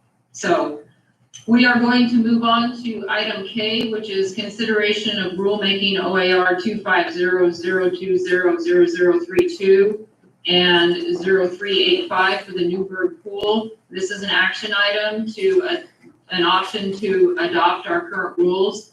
Dorothy. Yeah, Chair Early, members of the board, at the January meeting, the board voted unanimously to endorse the concept that was labeled Concept E for towed water sports in the Newburgh pool. That concept proposed a 7-mile reduction in the area where wake surfing could occur, while prohibiting all other towed water sports in those areas. So designating certain areas for wake surfing and not other towed water sports. Staff opened a public comment period to collect written testimony on the proposed rules. And we also hosted an in-person public hearing to record verbal testimony. Those comments are summarized in item K. I'll call attention to the fact there were a few different categories kind of reflected in those comments. So it was a little bit more than just a simple support or opposition. At the January board meeting, staff told the board we would consult with NOAA's National Marine Fisheries Service, NMFS, regarding some concerns that had been raised regarding the wakes from those activities. Staff reached out to NMFS and received the email as well as the articles that are provided to you in the board book. And I would just mention that you have everything there that came from NIMS. There's no additional analysis or recommendation from NIMS about that. And I'd also remind you, in the board book, there's a copy of Goal 15 from the statewide land use planning goals, and that relates to the Greenway. And I would just remind the board that that needs to be considered as part of your decision-making on this item today. As far as the staff recommendation, I would just say the board unanimously endorsed the concept that led to these draft rules. No new information has arisen since then that wasn't previously presented or available to the board. So staff recommends that the board proceed with the adoption of the draft rule language as presented. Questions, comments? So I apologize, but I don't remember the water ski issue being part of our discussion before, and maybe that's just something that was overlooked. But we did have a few people comment about that because of the special use permit that they applied for every year. And it's my understanding that a special use permit for that area could still be granted. Is that correct? Chair Early, that is correct. So the water skiers would still be able to utilize that area during a certain period of time that would maybe not conflict with wake surfing. Chair Early, I believe the permit that you're referencing would be in a zone where water skiing would be allowed. It would not be located in a zone that was designated for wake surfing. So that would be unaffected. That was a little bit that was kind of a little bit confusing within those comments, is because I didn't think that it was in that zone, but they kind of made it indicated that it was. Chair Early, there were some comments that indicated support overall for wake surf restrictions, but did sort of lament that, you know, by designating area for wake surfing, that does exclude those other towed water sports, including water skiing. So maybe some of those areas that were favored for water skiing wouldn't be available under that concept. But the permit that you're referencing would be unaffected, and we could still issue that permit. Okay. Other questions or comments? I think personally allowing water skiers from the 219 bridge down, I don't think that would be a game changer, because one thing, water skiers don't want to be around other boats. So I would hate to, you know, keep them out of that zone if there's nobody in it. In the early mornings, you see a lot of these boaters, the water skiers, a lot of guys like me, older guys that like to do that. I mean, I would still allow them to at least that one area below 219. I think there's nothing wrong with that. Again, if there's a bunch of wake surfers, they're definitely not going to be doing it that time of the day. But that opens up that whole area for during the week, in the late evenings. So I mean, it's a nice stretch of river, and I think it would compromise, and I don't think that would be a problem to allow water skiers, slalom skiers, whatever, in that area. And, again, they're not going to be there when there's a bunch of wake surfers, okay?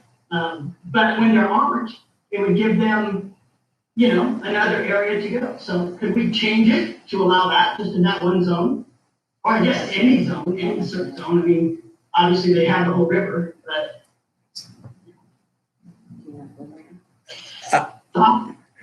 So, any kind of substantive change in the rules would require it to go back out to public comment. I think in the scenario that you just laid out, Member Castronovo, I believe that is not a substantive enough change to where we couldn't pass the rules with that slight change and still put them in place by the July 1st, which would be the reasonable timeline to get any new rules that are adopted here today enacted. So language to the change that you described, yes, we could do that without going back out, I believe. Yeah, I think we just open up, another user group to use an area that they like to use, and being willing to compromise, and in the spirit of that. And I think they would benefit, and again, not allowing the others, tubers, what have you, It's got to help those zones not be so overcrowded. But again, water skiing is different. These people don't want to be around boats. They go elsewhere. So. That is what we saw in the comments, was that they want flat water. Exactly.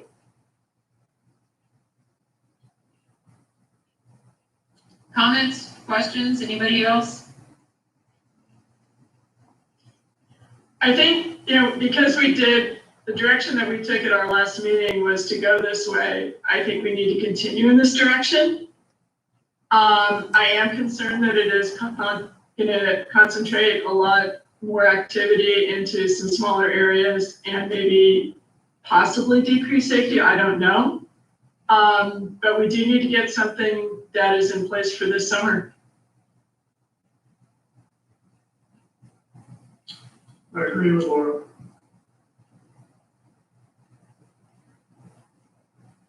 Did we ever receive any comments from ODF and W, Dorothy?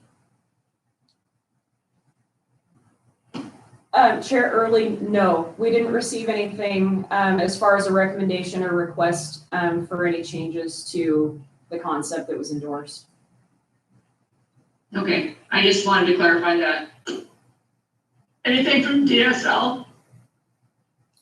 Member Jackson, no.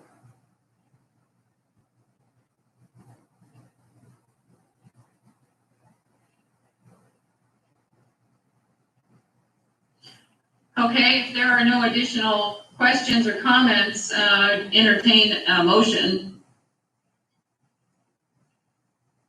All right, I'll make a motion that the board approves staff recommendations to proceed with the adoption of amendments to OAR 250-020-0032 and OAR 250-020-0385 as written by the staff.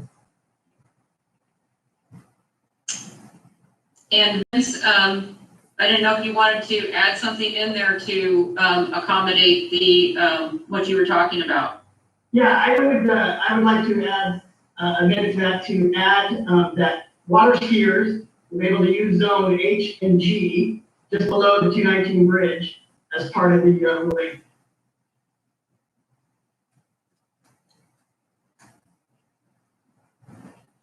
We have a motion and an amendment to the motion. Do we have a second?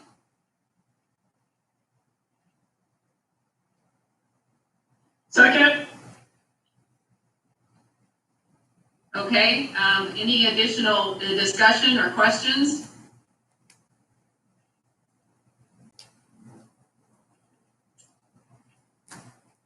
I think I said what I need to say. Okay. So, I'm just trying not to jump on top of anybody right now. So if there are no additional comments or questions, then we'll go ahead and proceed with the question, the motion, and the amendment on the table here with the second.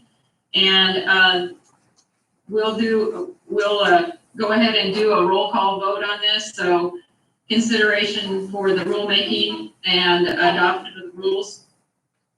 Somebody say something. Okay. Board Member Whitty, Okay, Board Member Castronova, Yay. Board Member Jackson, yes. Board Member Moran, Yes. and Chair Early.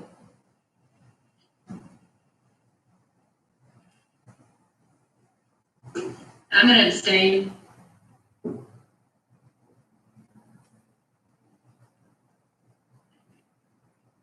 Okay, so we are going to move on to the update for the RAC for the Lower Willamette River on item L, which is Josh.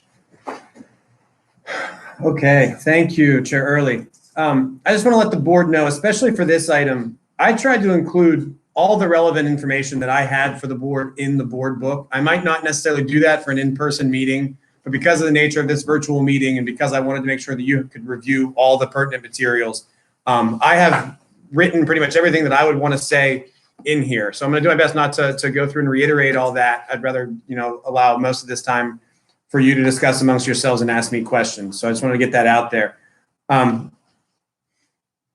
Staff developed the concepts supplied in item L to engage the Rural Advisory Committee members for the Lower Willamette and to get them to provide feedback on how the various concepts would affect them. That was a direct response to our last meeting in which the board gave the direction to balance safety and opportunity and figure out how those things would be affected by different user groups with different regulatory ideas. I want to say first and foremost that I really appreciate the work and the thought that the RAC members put into this. Their viewpoints are quite varied, as I'm sure you know at this point. But many of them took their role in this process very seriously. And I really do think they provided you with some great information to consider as you go through this. A lot of that is provided in whatever appendix has their feedback verbatim, because I really think it was important for you to see what their exact thoughts were. Your board book has a detailed summary of the rulemaking process so far, as well as the proposed concepts, a summary of those responses that I provided, some points that became apparent to us as staff during that process, and some considerations that I thought were important for the board to understand. And then as well as a couple recommendations for the board, as well as some kind of open-ended guidance, if you want to call it that. The recommendations that I provided, including a small, relatively small safety corridor or slow no wake zone, something between the Willamette Park area and the southern mouth of the Holgate Channel, as well as an extension of the slow no wake zone in the Holgate Channel, were generally agreed upon as areas of concern that warrant more regulation. Above and beyond that, the balance between safety and opportunity became rather subjective, and it means different things to different folks. I'm not going to reiterate everything that I wrote unless the board indicates otherwise. So at this point, I'm certainly happy to answer any questions about what I've provided, any questions about the process, and certainly looking for direction going forward. The next step of this would be to endorse a discrete concept that then we can draft into rules that then we would notice and probably talk about at the July meeting or even potentially the October meeting, considering the condensed time frame between this meeting and the one coming up in pretty much exactly 2 months.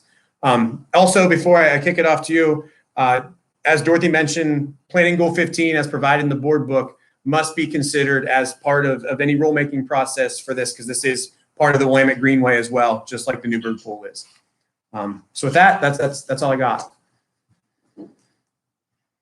So, Josh, is there any paddler education coming up on any of this? We see a lot of novice paddlers, and I know Laura would attest to that really have no idea how to act in certain river conditions. Is there any type of education that would be added to this? Because I think that's a key part, being there's so many paddlers there. I just got into dunes again side by side. I had to take my ATV and UTV test, to know the rules of the road and terrain and what have you. And I think, I think that should be part of this. I think education is huge, especially for paddlers, where they know the rules of the river, and then you have boaters that know the rules, so that everybody's on the same page. So is that part of this plan, or that could be a part of this plan?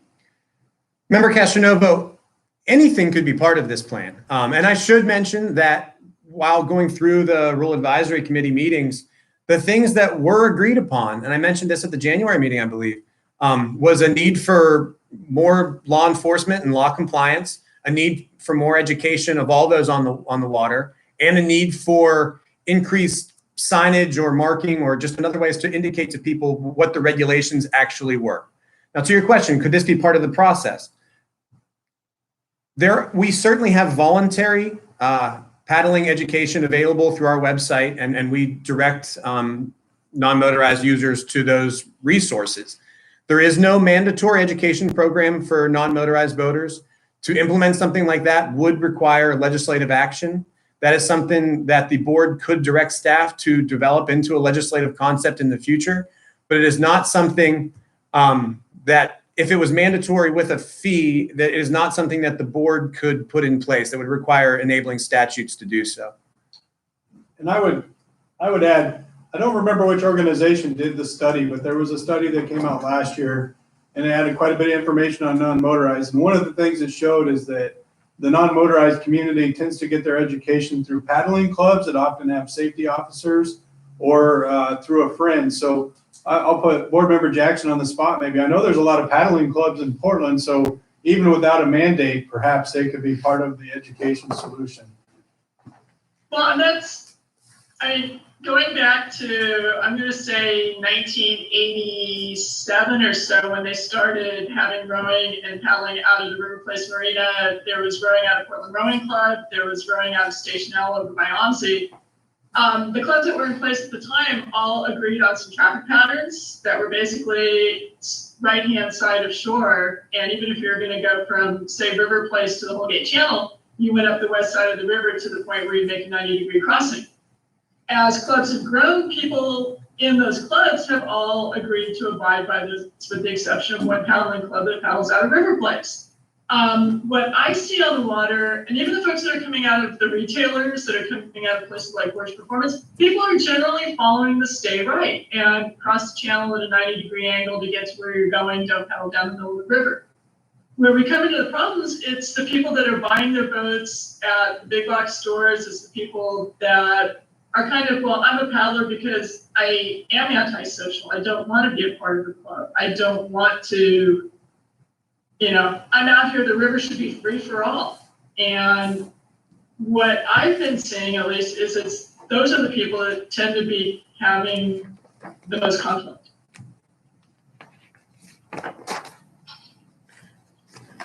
From my experiences with the Rule Advisory Committee, I would generally agree with Member Jackson there. I've heard similar things. It is those that are new to paddling or boating that seem to cause the most concerns from a lack of education standpoint.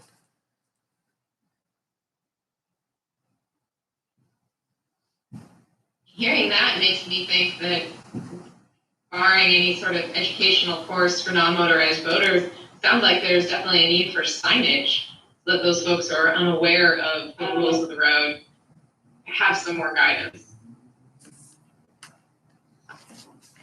And that might be something that comes out of the Access Grant Program, where some, you know, some basic safety signage gets put up at some of the access points.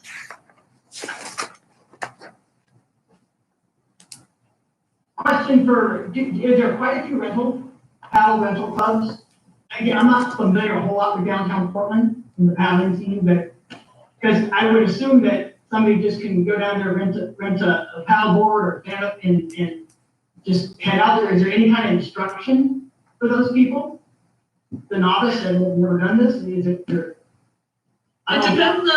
depends on what proprietor you go to. Okay.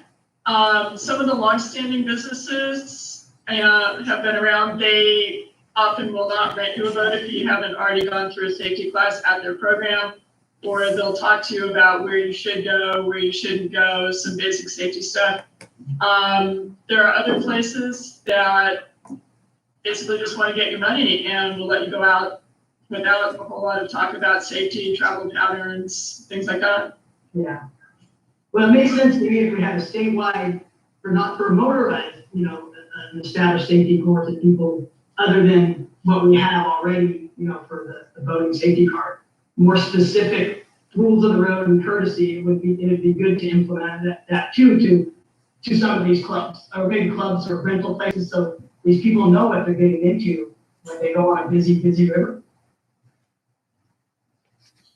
Well, we have talked about that before, and I think that people are more cognizant of the need for additional education. We saw that in a lot of the comments, is that, you know, people felt like that the current regulations and the current educational components would be good. We just need more enforcement and additional education. Signage would help probably. Do we have any special emphasis money that we could put towards the law enforcement component of this? I'm going to ask, I see that Randy is still on, so we'll see if he can pop on and answer that question. Randy, if you're with us, would you mind taking a shot at that answer? Sure. Can you hear me okay? Yes. Yep. Okay. Yeah, I've talked to Multnomah County quite a bit on this issue. Certainly, I have some funds that would be available for special emphasis. They have agreed that they would do some enhanced patrols on weekends. The problem is not so much availability of funds as it is availability of staff. They are in a position where they can't really hire part-timers or use cadets to enhance their patrols there. They really, basically all we can do is fund overtime. And they are willing to work with us on that. I've been talking to Matt Wilkerson there about that concept. We'd originally tried to work with the Calm Waters folks, I think, about some supplemental funding, but that didn't seem to pan out. Therefore, I'll go back and we'll see what we can do. But for partial, they're just not in a position to hire part-timers. And the other thing that we've heard throughout this process is how difficult it is to hire law enforcement in general right now. So that's going to be a challenge. But I feel safe saying that we can get some enhanced patrols out there evenings and weekends with some special emphasis funds. And Board Member Jackson was involved with the discussions with Comwater, and I believe it was City of Portland, it would have been Multnomah County. Maybe she has more information for everybody on that.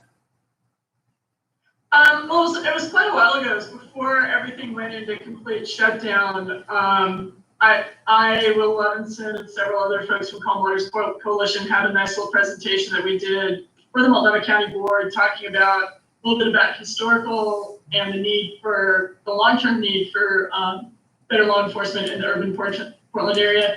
Casper talked a little bit about some of the accidents that have happened in the past couple of years. And they were all very interested. Several of the commissioners reached out to some of us afterwards. There were some folks from Multnomah County Sheriff's Department. We had a nice chat with them afterwards. And as you both articulated, the biggest issue right now, and also Randy articulated, is not necessarily the money, it's having people that can actually do the job. And I know there have been some more talks with the Calm Waters folks that I have not been a party to. Again, trying to get something going for this summer. And so with the difficulties in travel right now then too, Randy, it's not something that the LE community would help to, I guess, run some kind of a special emphasis on that body of water? I think we could. I think we could organize something for a key weekend or two. That is all incumbent on Multnomah County Sheriff's Office willing to be sort of the host of that to help coordinate that.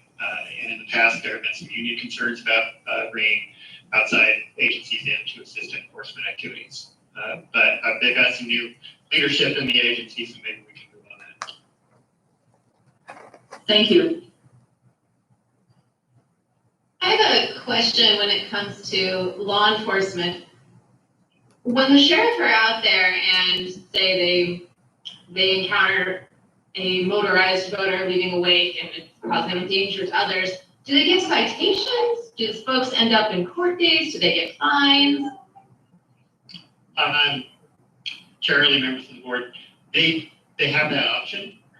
We have seen some counties successfully use unsafe voting if they're creating wakes that are creating an articulable safety concern to other voters.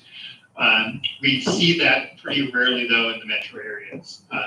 They have, I guess, sort of bigger fish to fry that they're running around to. It would certainly be, I've certainly encouraged them to take those issues seriously and to try to be in the areas where they have complaints. What happens in the Portland area a lot though is that stretch on the upper water that tends to draw kind of the social complaints ends up being secondary to the more crowded, having the collisions, crashes, kind of direct. That's part of what Multnomah County struggles with. Yeah, I've heard the sheriff talk, I've heard Officer Degler talk quite a bit about that. Just know that it has been an issue in the metro area, the idea of giving citations versus a court date, and just wondering if one might be a little bit more effective to deterring behaviors we'd rather not see. But totally understand that's a bigger discussion for another day. I wanted to real quick just circle back, again, our flow of information. We have people here in the office and external. Somebody just let me know that if you recall, last year we had some legislation around regulating liveries and having them register. And so we have developed a watercraft rental paddle safety checklist. That's kind of our recommended safety checklist, and it's really well done. I actually hadn't seen it till it was just emailed to me, or if I did, I forgot. I will forward that out to all the board, and just so you can see it. And it is being shared with all the Portland areas. And then I also got information that the City of Portland South Reach Plan also involves some rental type operations. And of course, we could work with the City of Portland on helping them, if they do that, make sure their concessionaires do good education as part of that piece. So I'll forward that watercraft rental paddle safety checklist out just so everybody can see what we did on that. Great, thank you. Thank you. I was going to ask about the status of that and see if we were close on it. So. I have Val, and maybe it's for Laura, or maybe even Randy. Does law enforcement aid in, in paddling? Do they help educate the paddlers if they're doing something wrong, or is it mostly they just kind of let them go and like you said, go after bigger fish? Is that something that can assist in some of these novice paddlers of maybe letting, hey, don't sit in the channel, you may want to be over here, what have you, to promote safety? If law enforcement makes that a priority at all, or is it just motorized? That's a good question. It is certainly something we've talked to law enforcement on a statewide basis about the need to kind of help set expectations or manage expectations when we, Coast Guard Auxiliary, any other educators and law enforcement, when you see a paddler putting in your commercial shipping lane, they should know that, yeah, there's going to be big ships out there and probably a lot of other motorized traffic. So maybe it's not a place to expect a wakeless trip.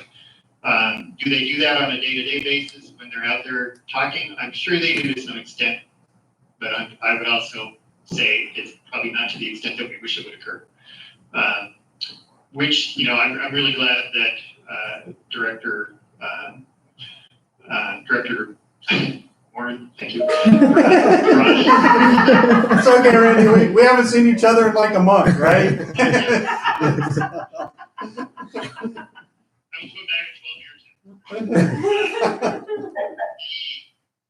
There is a part of the reason we're going with the waterway access permit with the renter program is to start educating the liveries. We don't just have issues with the non-motorized liveries, we have issues with the motorized liveries in the Portland area.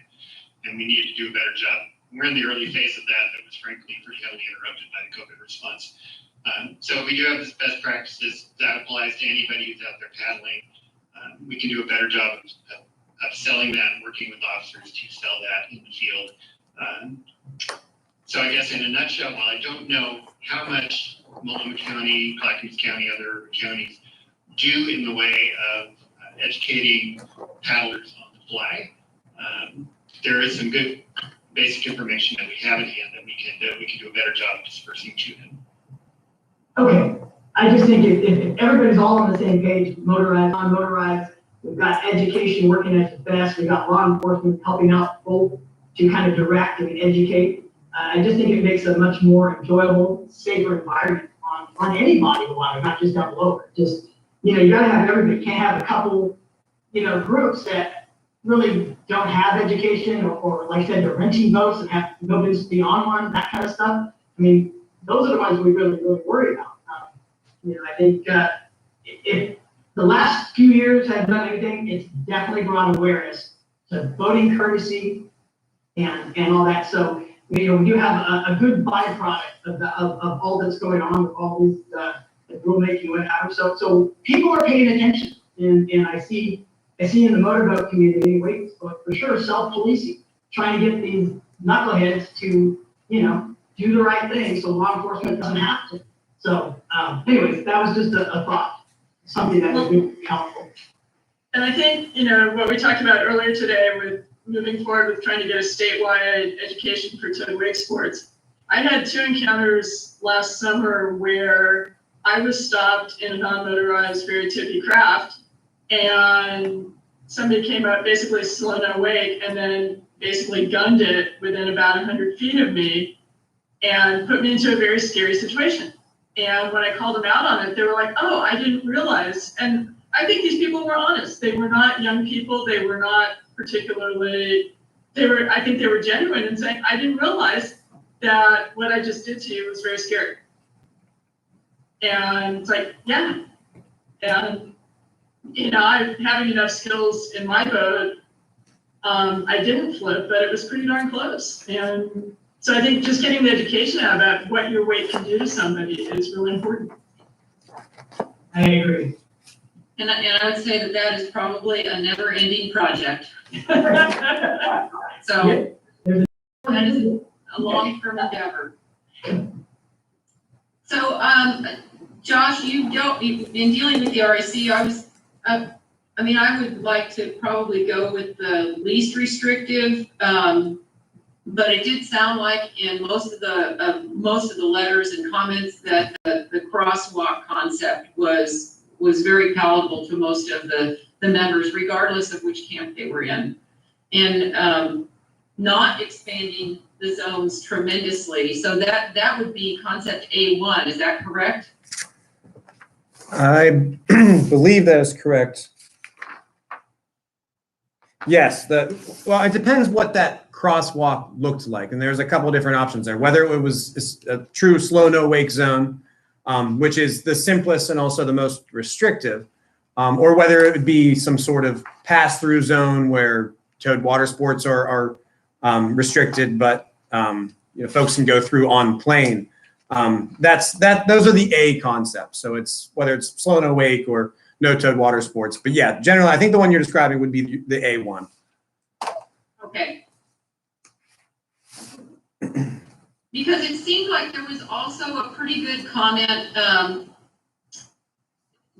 quite a few comments that supported, trying to get along more, trying to work within the community and educate more people. I mean, there are always going to be the outliers that aren't going to like any of the proposals, but it'd be nice to kind of give you some direction within the confines of what the comments were. You're laughing, Randy. Unrelated, sorry. So it seemed like there was a lot of concurrence on extending the no-wake zone and the whole gate channel to the north tip of Ross Island. Is that correct? Remember, Withy, that is correct. That because there is a slow no wake zone for the majority of the channel anyway, it has become a haven, if you will, for those seeking flatter water.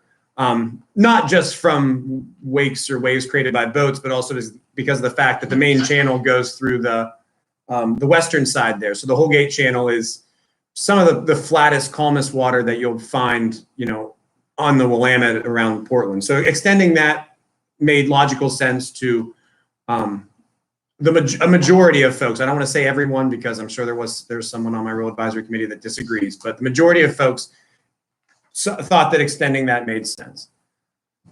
So what do you need to do? Just an endorsement from the board? Remember, if you recall at the January meeting, for the Newburgh pool, we brought these concepts and we wanted the board to kind of endorse those. And then we can articulate them into rules and draft them, and you would make an actual vote in July. But before I go any further with this committee, it was time to check back in with the board and say, what direction, what vision do you have for this? And then as you winnow that down, then we'll continue to refine that concept and draft it into rule. So, Go ahead. I'm leaning more towards the B concepts. The reason being there is a fairly large population of non-motorized, either from rental organizations or storage tenants over in the River Place area. I also want to be supportive of what City of Portland's trying to do in their South Reach planning, and I think this gets a little bit more towards what they're looking for without being super restrictive. So I'm leaning more towards supporting the B options. So I was going through these and trying to figure out, is there kind of a compromise between the A and the B? Like, you know, to incorporate that section going down to River Place, but only keep that section at the upper end of the Willamette Park area? Chair Early, I mean, the concepts we put in place were by no means the only options. They were just to basically engage those RAC members, so they gave me some input. But some sort of compromise between the A concepts and the B concepts are certainly the prerogative of the board. And if they think that's the direction that we should go, then staff will certainly do that. But Josh, wouldn't it also be fair to say some of the compromise might be the gradations of B? Like there's 3 versions of B. Yeah. And so that might be another, maybe just real quickly, carry those gradations. Sure. So the B concepts, the zones look the same in your board book, but they're functionally very different. I mean, the first one would be slow no wake, which would constitute a significant, to many, a significant slow no wake zone that would impede travel on the Willamette in this area.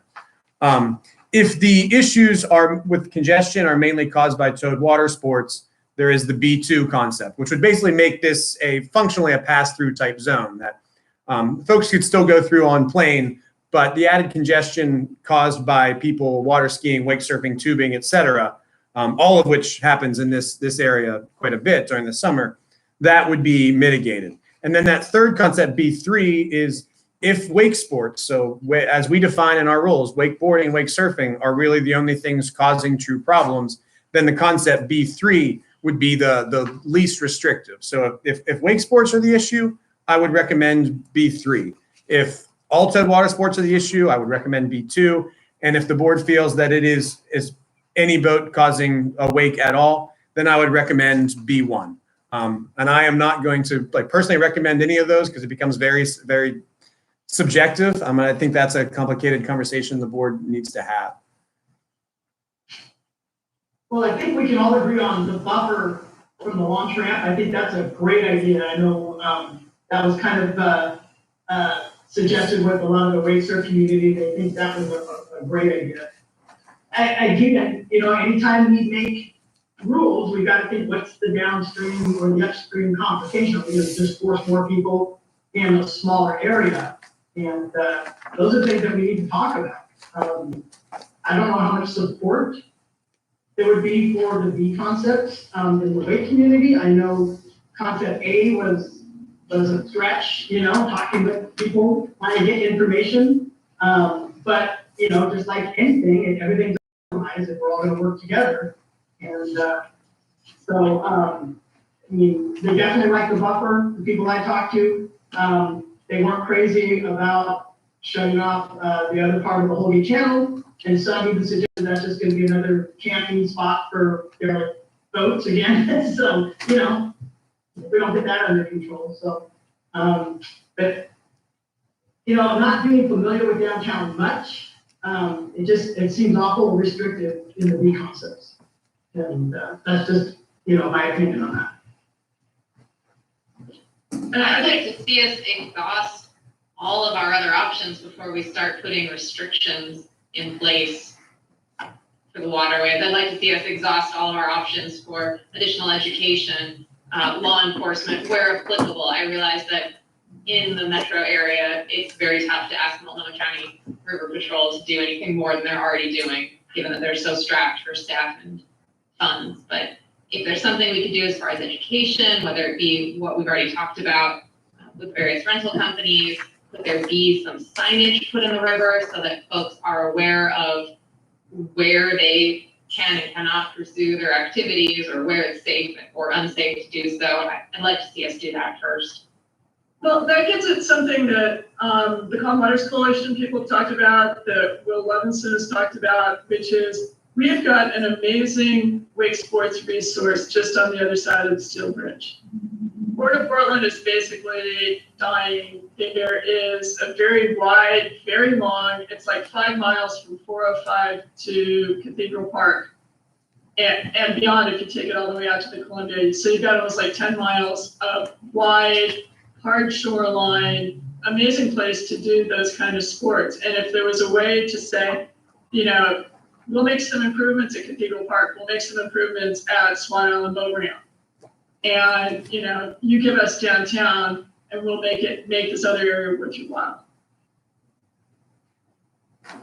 Would there be any concerns with commercial ship traffic in that area? Or And talking will to some folks, there's really not that much because Port Portland just isn't happening. Well, there's It's still the grain elevators. Huh? We still have the grain elevators. There's bigger shipworks on Swan Island. Yeah, just voicing. Yeah, I mean, I agree. There's not a lot of commercial traffic in that area. The other point about the B alternatives is if you talk to the folks that have had the most pretty serious issues, they're in the downtown area more so than they are up in the Willamette Park, Oaks Park, Selby Bridge area. And it's probably because the dragon boats are some of the ones that are most at risk. And the dragon boats tend to stay in that kind of downtown to Ross Island corridor. So to me, it's really important that we get something in place that helps keep those people safe. Because they're dealing with challenged people. They're not, and when we have the Rose City Festival boats out, we're dealing with people who aren't necessarily even skilled watermen that are steering and tillering those boats because they're there for like a city, you know, a fun competition. They're not necessarily like out there to be watermen. Agreed.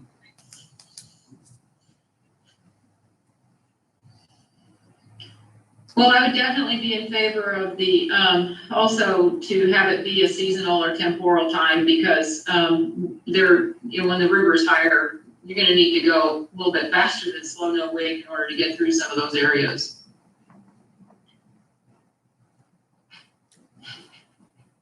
I'm curious, how that's gonna affect some of the businesses. You know, you've got the jet boats there, you've got fishermen, as far as that slow no wake. I don't know if we brought up that. I don't know enough about it. I don't know, Laura or Colleen, if you can input on the, you know, I don't know, do they do fishing guides down through there? And they kind of need an education on this area. Well, the jet boats are commercial, so they don't have, they're not bound by what we're talking about. It's my understanding. Likewise, there was the commentary by Portland Fire and Rescue that they choose to honor slow no wake zones, but if they're on a call, they can still do what they need to do to have their response times. I have seen some fishing guide services out there, but I don't really know what their operations are like or anything like that. Josh is trying to chime in here. No, thank you, Chair Early. So, Member Jackson, we have a fishing guide on the Rural Advisory Committee. And if there were slow no wake zones, I think the fishing guide community would be concerned, unless those were seasonal, as Chair Early mentioned. The height of the fishing season on the Willamette is not at the same time when things are busy and congested. So if slow no wake zones were in place in November and March, I think there'd be concerns. Much less so from that community if it was during the, you know, more play recreation style season during the middle of the summer. And also in regards to the question about Willamette jet boats, actually in our statutes, commercial traffic is exempted, and then there is a exemption to the exemption, which applies to passenger vessels of less than 100 passengers. So the way we interpret that statute, and there's actually been some questions on what this statute is actually trying to say. The jet boats, because they carry less than 100 people and they are passenger vessels, it has been interpreted by Marine Board staff, at least at this point, that they are not exempted from our regulations. And so in conversations that I've recently had with Willamette jet boats, any concepts other than a relatively narrow slow no wake corridor, they would be significantly concerned about from a business perspective. Now the concepts B2 and B3 that apply more to towed water sports or wake sports, obviously they don't have concerns about that. Could the board also address it specifically. If they wanted to say commercial vessels carrying less than 100 passengers are exempt from these rules, they could also do that. If they want, I'm not suggesting that's what, but I think through if you have rulemaking authority through the statute, you have rulemaking authority to decide how to best address that particular situation. That is absolutely correct. If the board wanted to exempt that type of watercraft or any other type of watercraft from their rules, they have the authority to do so. So I guess the question is, Go ahead. are they willing to shut down the entire stretch to power boats? Not shut them out, but in a 5 mile an hour no wait zone. I mean, are we talking like miles wise? Is it a couple miles, 2 or 3 miles? What? If you enter that zone, is it thinking about a half hour to go from bridge to bridge, or what's the? And I'm looking at concept B, the B one. I'm just curious to see what that stretch is. Laura, you look like you maybe had something to say on that. Am I reading that Well, right? Solid Bridge to Hawthorne Bridge is about 3 miles. Okay. And if you look at the B alternative, it's basically that middle mile is still open. Mm-hmm. And basically go through on plane, you're basically just eliminating the towed wake sport aspect of it. You're not impacting the speed aspect of it to get down to, say, the area below Steel Bridge where you've got that little straightaway. And again, if this was a seasonal thing, it may not be impacting a whole lot of folks anyway. So Laura, then you're kind of leaning towards the B2 concept or the B3 concept? B2. Or what the Calm Waters folks have put in as the B2 modified, which basically is calling it all a pass-through zone on the main riverside. And that would be also with the seasonal water sport zones?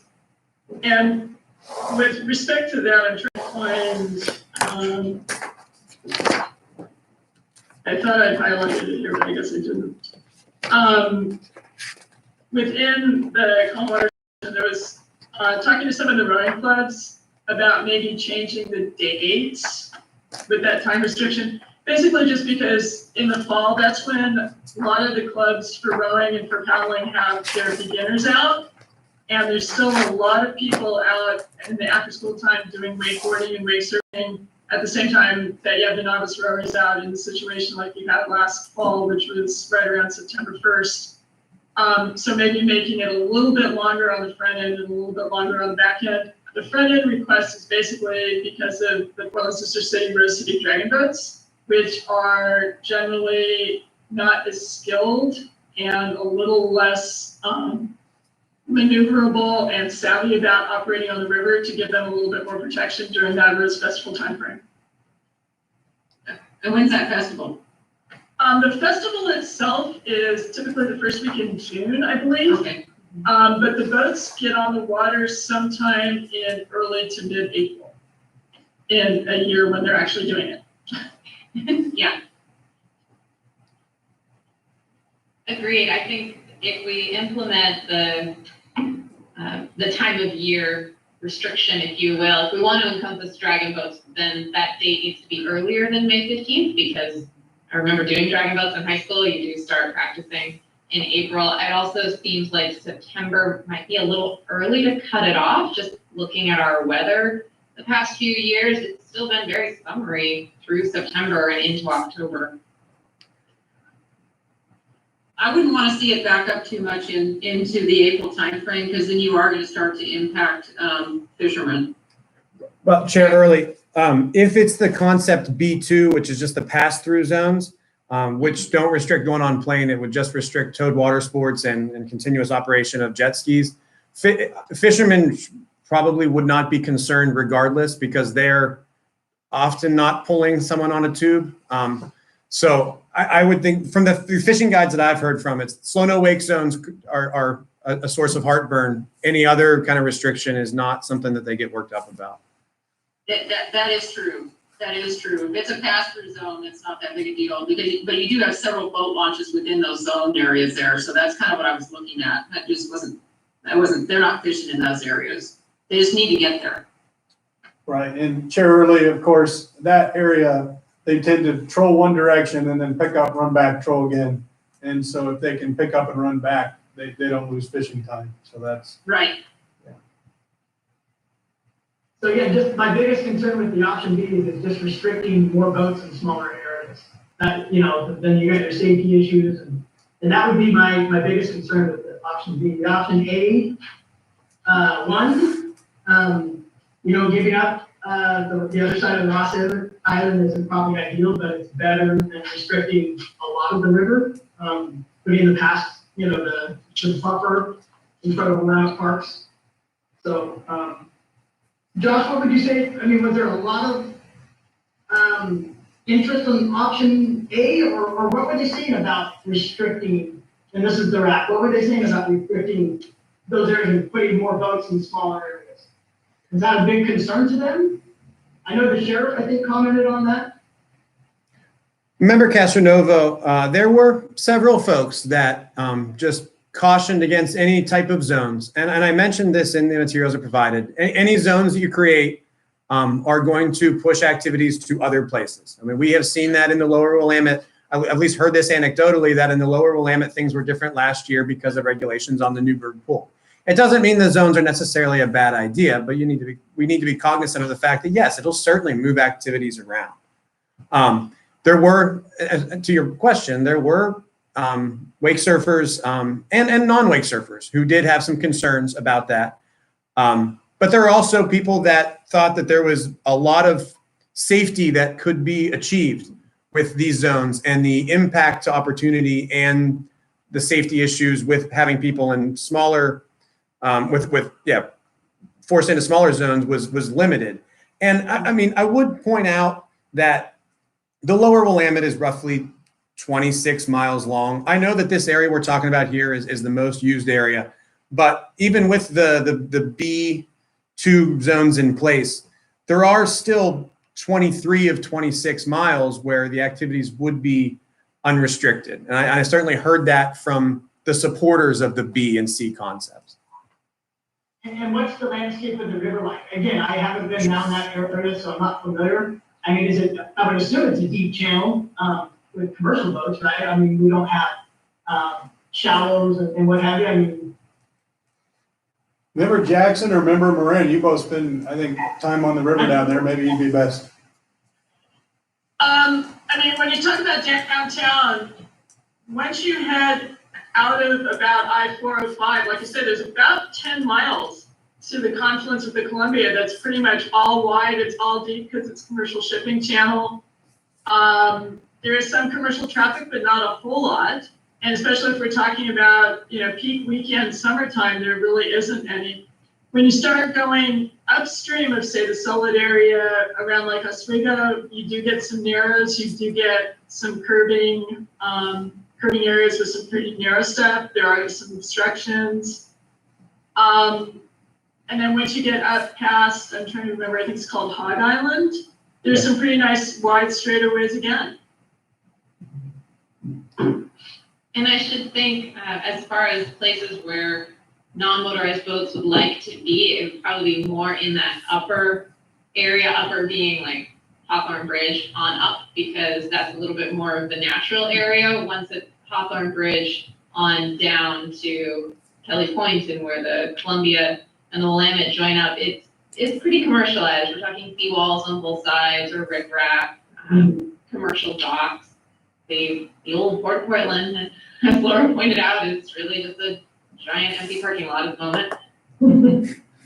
Member Castronovo and others, it's also worth always noting, though, there is not a ton of access in some of that lower. You've got Cathedral Park, and I think you've got Swan Island. And so I think that's where you probably, you know, if you, maybe Josh can confirm this in the RAC, why you might hear more support for some of the pass-through type concepts, so that if people were using the access points in that B2 area, they could pass through and get down to the area where they can do the activity. I'm just guessing that's And I will confirm that as far as motorized launches on the middle and lower stretches of the lower Willamette. Willamette Park seems to be, the most used. Both Cathedral Park and Cathedral Park and Swan Island are not used by many motorized boaters from what I can tell. And so some of the concerns coming from the opponents of any of the B or C concepts was that Willamette Park is pretty much smack dab in the middle of the areas that would be regulated in the B concepts. So I don't mean to get off topic here, but whatever happened with the Swan Island ramp area? So I know we had problems there with derelict vessels and stuff, and that's one of the reasons why it wasn't being used as much. And there was also some problems with maybe possibly keeping it open and funding. So I don't remember if there have been some solutions around that. So I'm going to ask, it looks like Janine Balek is still on, and if she isn't, she can hear this. Otherwise, we can take a rough shot at it. But Janine, if you're on, if you can pop in and give an update on that. Chair Lee, members of the board, for the record again, this is Janine Balek. I'm the facilities program manager. Swan Island is a little bit complicated. It is actually owned by the Bureau of Environmental Services, but there is a right-of-way or an overlay on there with the Coast Guard for a portion of the boat ramp. There was an attempt to transfer Swan Island from BES to actually Portland Parks. And unfortunately, that did not go through, and it became even more complicated because of some of the land use zoning changes that happened, which would not allow that site to be expanded past the size it is. It actually is currently would be exempted underneath some of the land use for the size it is, and that is somewhat challenging because of the narrowness and trying to get safety for maneuvering. So right now, the city is actually in the process of looking to dispose of that property to hopefully a private party who would operate the boat ramp for public use. And we're watching that to see how that goes forward. Okay, well, thank you. That's kind of what I remembered, but it's been a little while since we had an update on that, so I wasn't positive, so thank you. Okay, so going back to all of our options here, it sounds like, Josh, you might have a little bit of a direction. Do you need more of a direction? From what I'm hearing to this point, Shirley, thank you. It seems like the board is generally agreeing upon the B2 concept. I have a couple questions as to how much of the B2 concept versus the modified B2 that was submitted by the Calm Water Coalition members. But before we get on to that, am I clear that the board is endorsing some level of the B concepts? I was endorsing A1. Okay.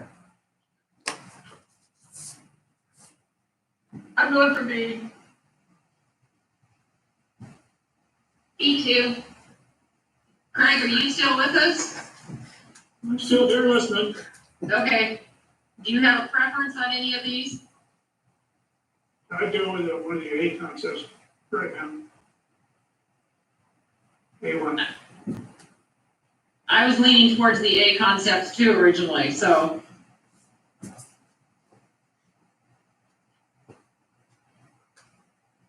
There's your confusion for you, Josh. How's that? So I would. Hey, we reduced it by a few. There's like, what, a dozen options? Sure. All right. Yeah. I would offer, of course, the board, you are a statewide perspective, which we should always think about a statewide perspective on the public's use of water. But just would note that the two board members more closely connected with the Portland area voting scene were both in favor of some grading of B. Not, again, it's the state's water. It's certainly everybody's resource, but. Well, they are more familiar with that water than those of us that are not in a metropolitan area. That is true. So that would be something to be considered. and have met with several of these groups that probably have provided additional input. My feeling is to have the least restrictive areas as possible. So pass-through zones are definitely, I'm in favor of. Temporal times are, I'm in favor of, so that we, can keep the traffic moving as much as possible. I think my only concern was, it just seems like there's a push to prioritize one group over another, and keeps pushing another group out. And I understand the safety about that, and that's why we're trying to come up with something. But that would be my biggest concern, and the rights to the public to access all the water, the river for all. So that would be my concern of restricting even more. Seems like you're giving up another portion of the whole gate channel. So, and again, I don't know if that's something that can be, I know we get tired of continue working on these things, but a living thing, see how it goes with option A, and then you expand it with education. I don't know if that's even a part of that, but I just hate to jump all into a pretty restrictive, option because of the unintended consequences with putting more voters in a smaller area. And I get that, 10 miles downriver, but again, you gotta get people to go there. So, and if they don't like the scenery, they don't like the water, we do the Newberg Pool because of the beauty of that area. That's why we like to go there. Anyways, that would just be I'd be really careful with, again, prioritizing, one group over another and pushing them out again. So. I kind of look at it a little bit differently. When we talk about surface transportation, for many, many years, a lot of cities, including Portland, but I know Salem does it, most major cities nationwide, have started taking streets and putting bike lanes on them. They've taken streets and designated them as neighborhood streets where they have a slower speed limit. They have things like neighborhood greenways where they put up barricades and speed bumps to try to encourage people to ride their bikes and walk on those streets, so that they're not riding their bikes on the busier streets that have higher speed limits. And I see this as a very parallel kind of thing. We're going to try to facilitate people in non-motorized roads to go to those places where we've basically made it a little bit safer, a little bit quieter for them.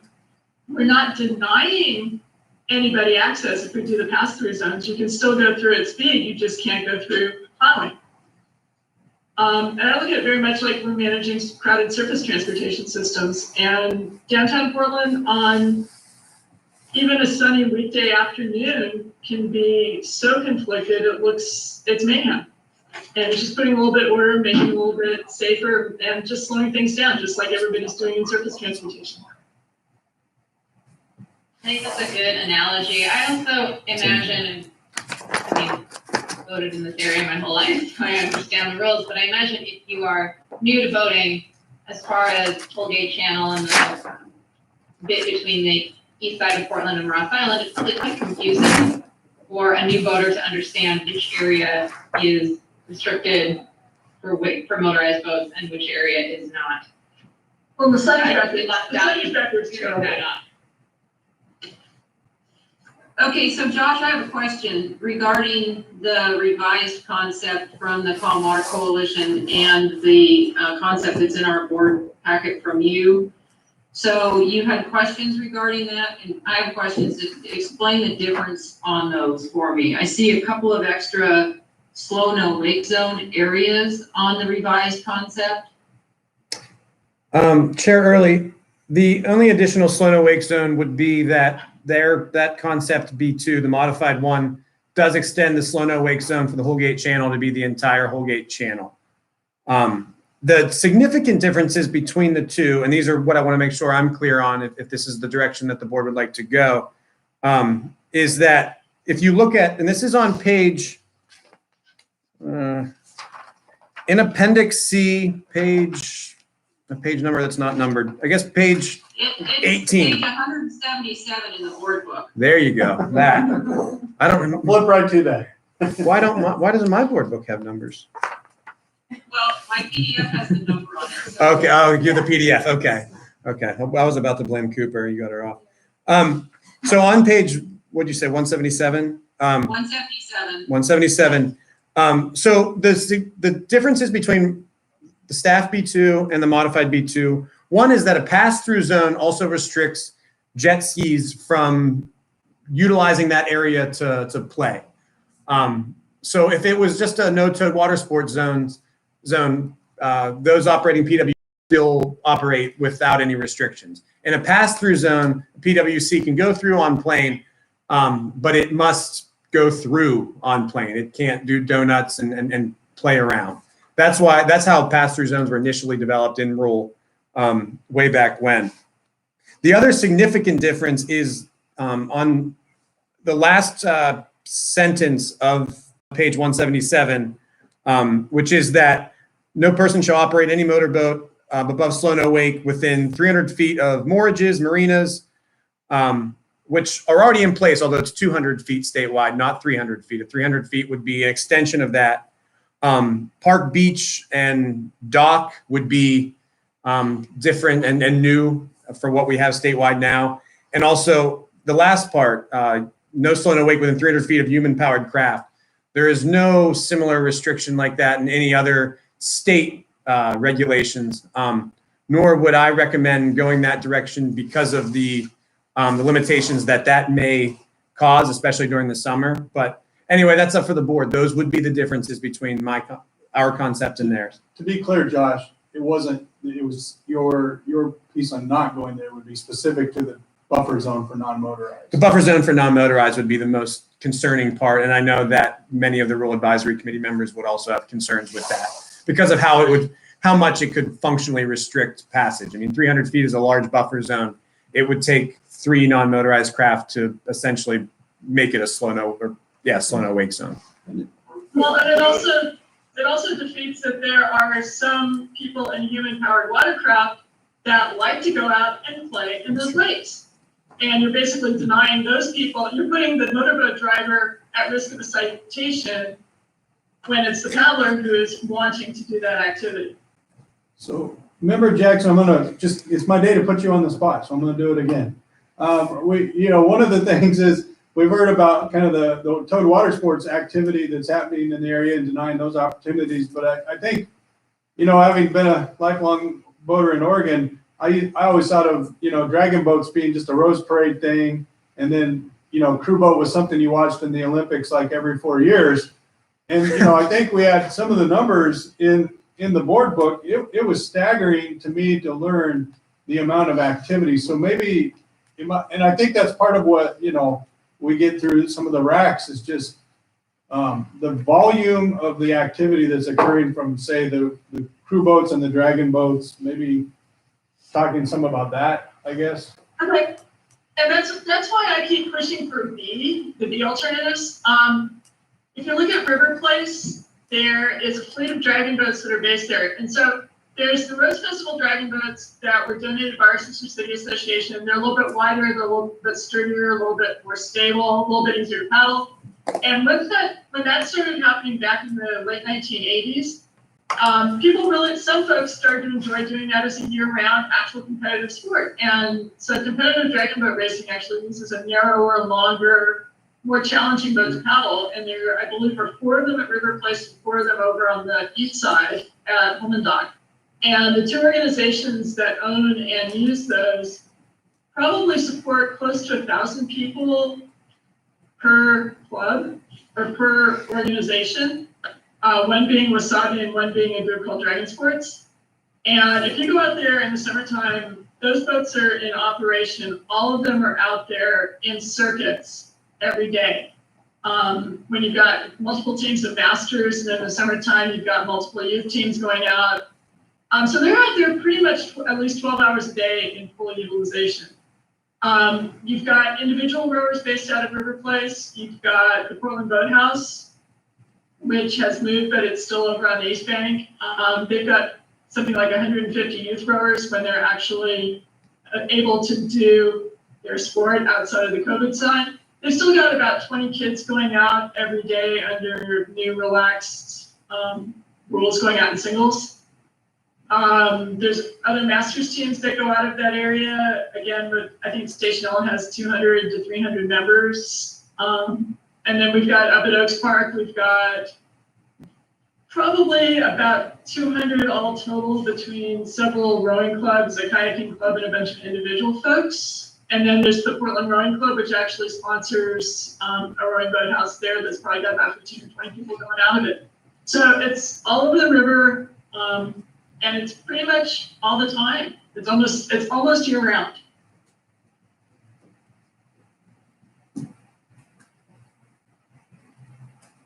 Well, what if we look at a combination between A and B2? Maybe kind of a from River Place to the part of the Holgate Channel, but then only use the part of the Willamette Park area from the A concept to be the pass-through zone, or creates that sidewalk area, the crosswalk area. Am I looking at the wrong one? Yeah. So essentially, Chair Early, you're suggesting, let's just take a look at B2 because it's got the most graphic representation, that the area from Willamette Park upstream towards Waverly would remain unchanged, but Willamette Park down to River Place Marina, a little bit beyond that, would look like what it looks like in B2. Is that what you're describing? Well, on the A concepts around the Willamette Park area is the proposed no wake sports area. That's what I'm understanding is the kind of the crosswalk area that most everybody on the RAC agreed on. Is that correct? Chair Early, that is correct. Yes. So I'm suggesting that perhaps that zone could stay there and then take the B2 concept from River Place to the Holgate Channel area as the pass-through zone.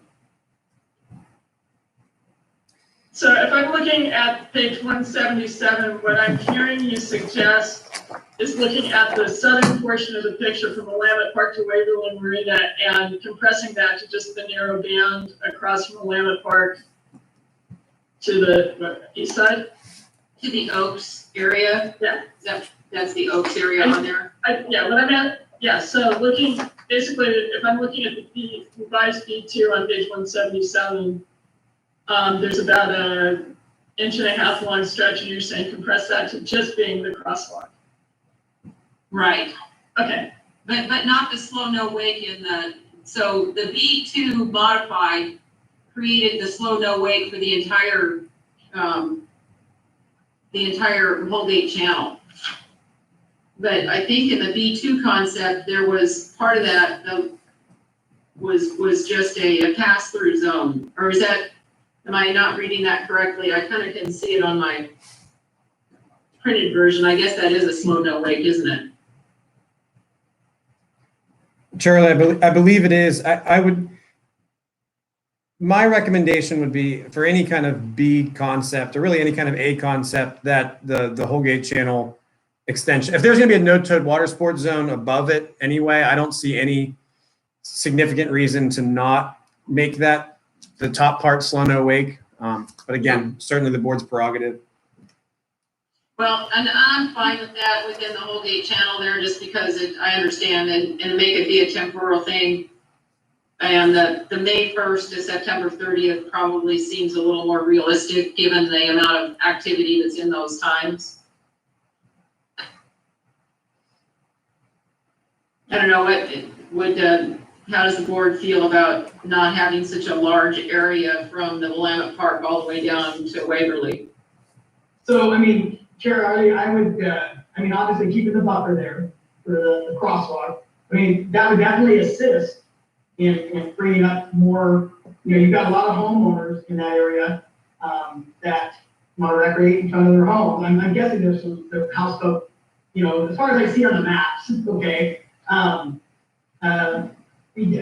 Definitely would help. And again, in the spirit of compromise, trying to come up with a situation that everybody gets something, and everybody has, you know, the paddleboard attached to the knee, no place to go, and the wake surf, wakeboard, whatever has to have a place to go. So, yeah, I mean, that's definitely been a full-on concept, B2, for sure.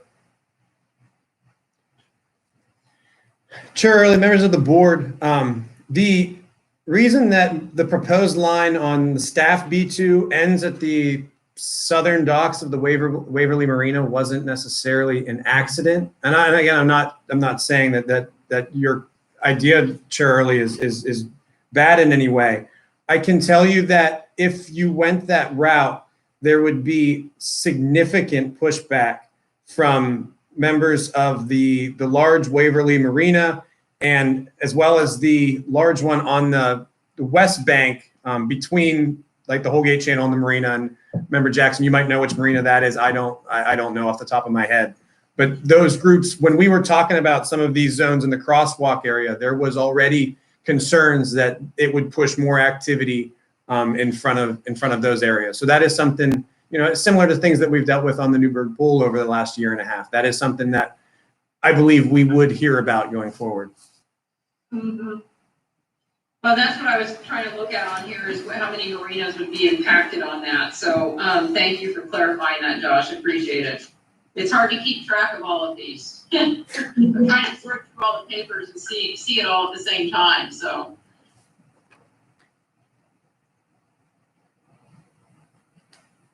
So I think Josh still needs some direction here, because we have kind of a split going within the board about what to do as far as the A and the B2. So moving forward, then we could look at a concept that he can take out to rule and get public comment on. So this is Greg. I'm going to defer my position to the Portland board members.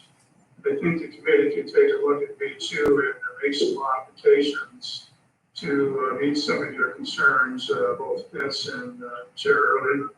I think that's how we should approach it. Let the committee work those concerns. So Josh, it sounds like you might have a majority here for maybe pursuing an option with the B2, maybe a modified temporal time. But did you have other questions regarding the other? As for D, Chair Early, concept B2 or modified concept B2, we'll just call it concept page 177 because that makes more sense to me. There is the D at the very bottom. Is the board interested in pursuing additional buffers around single docks, as well as expanding the now 200-foot buffer to 300 as was proposed in this concept? I think we should stick with whatever the statewide language is. I think it gets very confusing very quickly if you have rules specific to one relatively tiny, when you consider all the waterways in the state, when you have very tiny waterway under one set of rules and every other part of the state subject to another set of rules. I think just keep it simple. I would agree. Me too. B3. One of the big issues about all this stuff is enforceability, and having a different rule in a different place makes it hard for law enforcement to, we've heard that all the time, keep it simple. We already have a rule in place, let's keep that. Agreed. We know education is an issue. Let's not make this needlessly complicated for folks. And then, Chair Early, members of the board, my last question would be a procedural one. So we have a board meeting in just about exactly 2 months, a little over 2 months, correct? Right. So we could go one of two ways. I could draft this in rule and solicit comment throughout the month of June and bring that to you to vote on in July. If that happened, and let's say you adopted those rules in July, we still would not put them in place until July 1, 2021. The other option would be for me to, take this modified concept B2 that we just talked about Submit that back to the Rule Advisory Committee members, get their additional feedback on that. And then when we meet in July, I can give you the proposed language, the input from them, and if there's any more final tweaks that the board would like to make at that time, they can do that. And then we will solicit comments through the August, September, and the board would be poised to vote on new regulations for the lower Willamette in October. I personally think that might make more sense considering there's no rush at this point. We are looking to 2021, but I'd like the board's stance on how they'd like this timeline to go. I like this option B. Well, well played, Josh. I'd like to see this option B with the modifications that we're proposing. I'd like to see that go back to the Rule Advisory Committee, see what they have to say, and also give folks plenty of time for public comment. Sure. We know there will be a lot of them. Sure. I agree. Also, it looks like our agenda for July is probably with budget and other things is going to be pretty heavy to begin with. So if we can spread out some of that a little bit to October, that'd be great. I would definitely like to hear from more people about that concept piece. So there's a lot of people involved in this. So I think bringing it back to the rack would be, I think that would be the best option. Okay. Well, then I will kind of articulate this concept, submit it back out to the RAC, and get their input through June, and you will have all that to consider at your July meeting in Brookings. Great, thank you, Josh. In theory, it'll be in Brookings. I shouldn't promise it'll be in Brookings. It may be like this. I didn't think about that till I said it. Yeah, well, and that actually brings up our next item of business, which is other business. But before we get to that, I want to say thank you, Josh, for all of your work on this. You know, it's been incredible to see how much you have jumped in with you and Dorothy both, and have really solidified a lot of these groups together. So we appreciate all those efforts. If I had a coin, I'd give it to you. I totally agree with what Cheryl just said. Agreed. We second that and third it. Okay, so now we are on to other business, which is our next board meeting. I would say that given our current climate, that having our meeting in Brookings is probably not the best idea. There are a lot of folks in our area, an older community, that probably would prefer not to get people from the metropolitan area down this way quite so soon. I apologize. No offense taken. Definitely bears thinking about maybe doing a virtual meeting. Well, I would say that either that or else it is my hope that perhaps we could do a meeting and a work session actually in Salem. So Chair Early, what we can do is we can, for now, have the meeting be in Salem, and about 3 weeks out, we can see where everything is in terms of executive orders and where we're at as state agencies and what our advice has been. And I say about 3 weeks because that's about the time we want to make sure the public knows whether they'll be able to attend the meeting and give their public comments there, or whether they would need to send those in writing like they did this time. So we can tentatively plan for it to be in Salem. 3 weeks out, we can do a checkpoint to just see if we're still under enough restrictions that that's not possible, and we'll have to do something similar to today. Does that seem reasonable? Yes, that's very reasonable. I think that would work out just fine. And of course, any board members, we would, if we had it in Salem and there was board members that were not in a position to be able to travel for whatever reason, we could certainly hook them in electronically as well. So we'll have time to sort all that out. And so our time frame was July 22nd to 23rd. Is that still good with everybody? Because I think that there were a few conflicts before. Is that correct? Wake at the World got canceled due to what's going on, so I'm freed up. Okay. From our event. Well, I'm sorry to hear that, Vince. Yeah, it is what it is. So I'm good. And is Jet still during that time? Charlie, as of now, Jet is still planned to occur then. We are delaying Academy, canceling Drift in June, moving Academy to those dates, and still trying to have Jet. But I think I'm sure, working with the locals as well to see how that would look. But I think we had 2 days set aside because we were gonna do a tour date and a meeting date. So I guess it would help if you, I think the actual meeting was gonna be on the 23rd. And so do we want to just plan the meet? Obviously, there's not probably a good opportunity for a tour right now. So do we just want to plan the meeting on the 23rd or the 22nd? Either's fine for our side. Either works for me. I think we wouldn't have a work session. We had talked about having a work session, but Josh, I guess we don't need one then? Shirley, I would like to have one, or at least to have a dedicated long agenda item to the North and South Twin petition and then that greater conversation. So if the board would entertain now if it's going to be virtual, maybe there's no need for 2 separate days. We might be able to get it all in one day. But if it's held in person, I think a work session day and a meeting day would be appropriate. Well, then I think that we can probably just keep the double dates for right now, and then as we get closer to that time frame, we'll make a decision on whether, what type of a meeting we're going to be having. Perfect. Makes sense.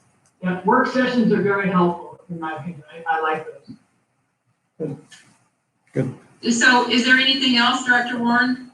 Chair Early, I think that's all we have on our end.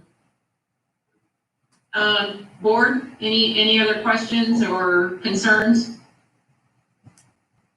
I just want to again say thank you to everybody on staff who's just done a huge lift the past couple of months, especially on the Willamette River stuff. And just say thank you.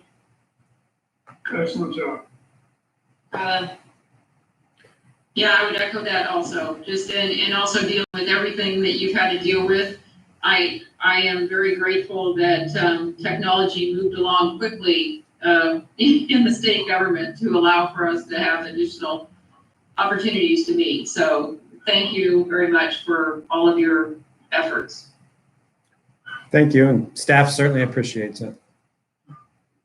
Okay, so with that, we are going to be adjourned. Thank you. Thank you. Everyone, take care.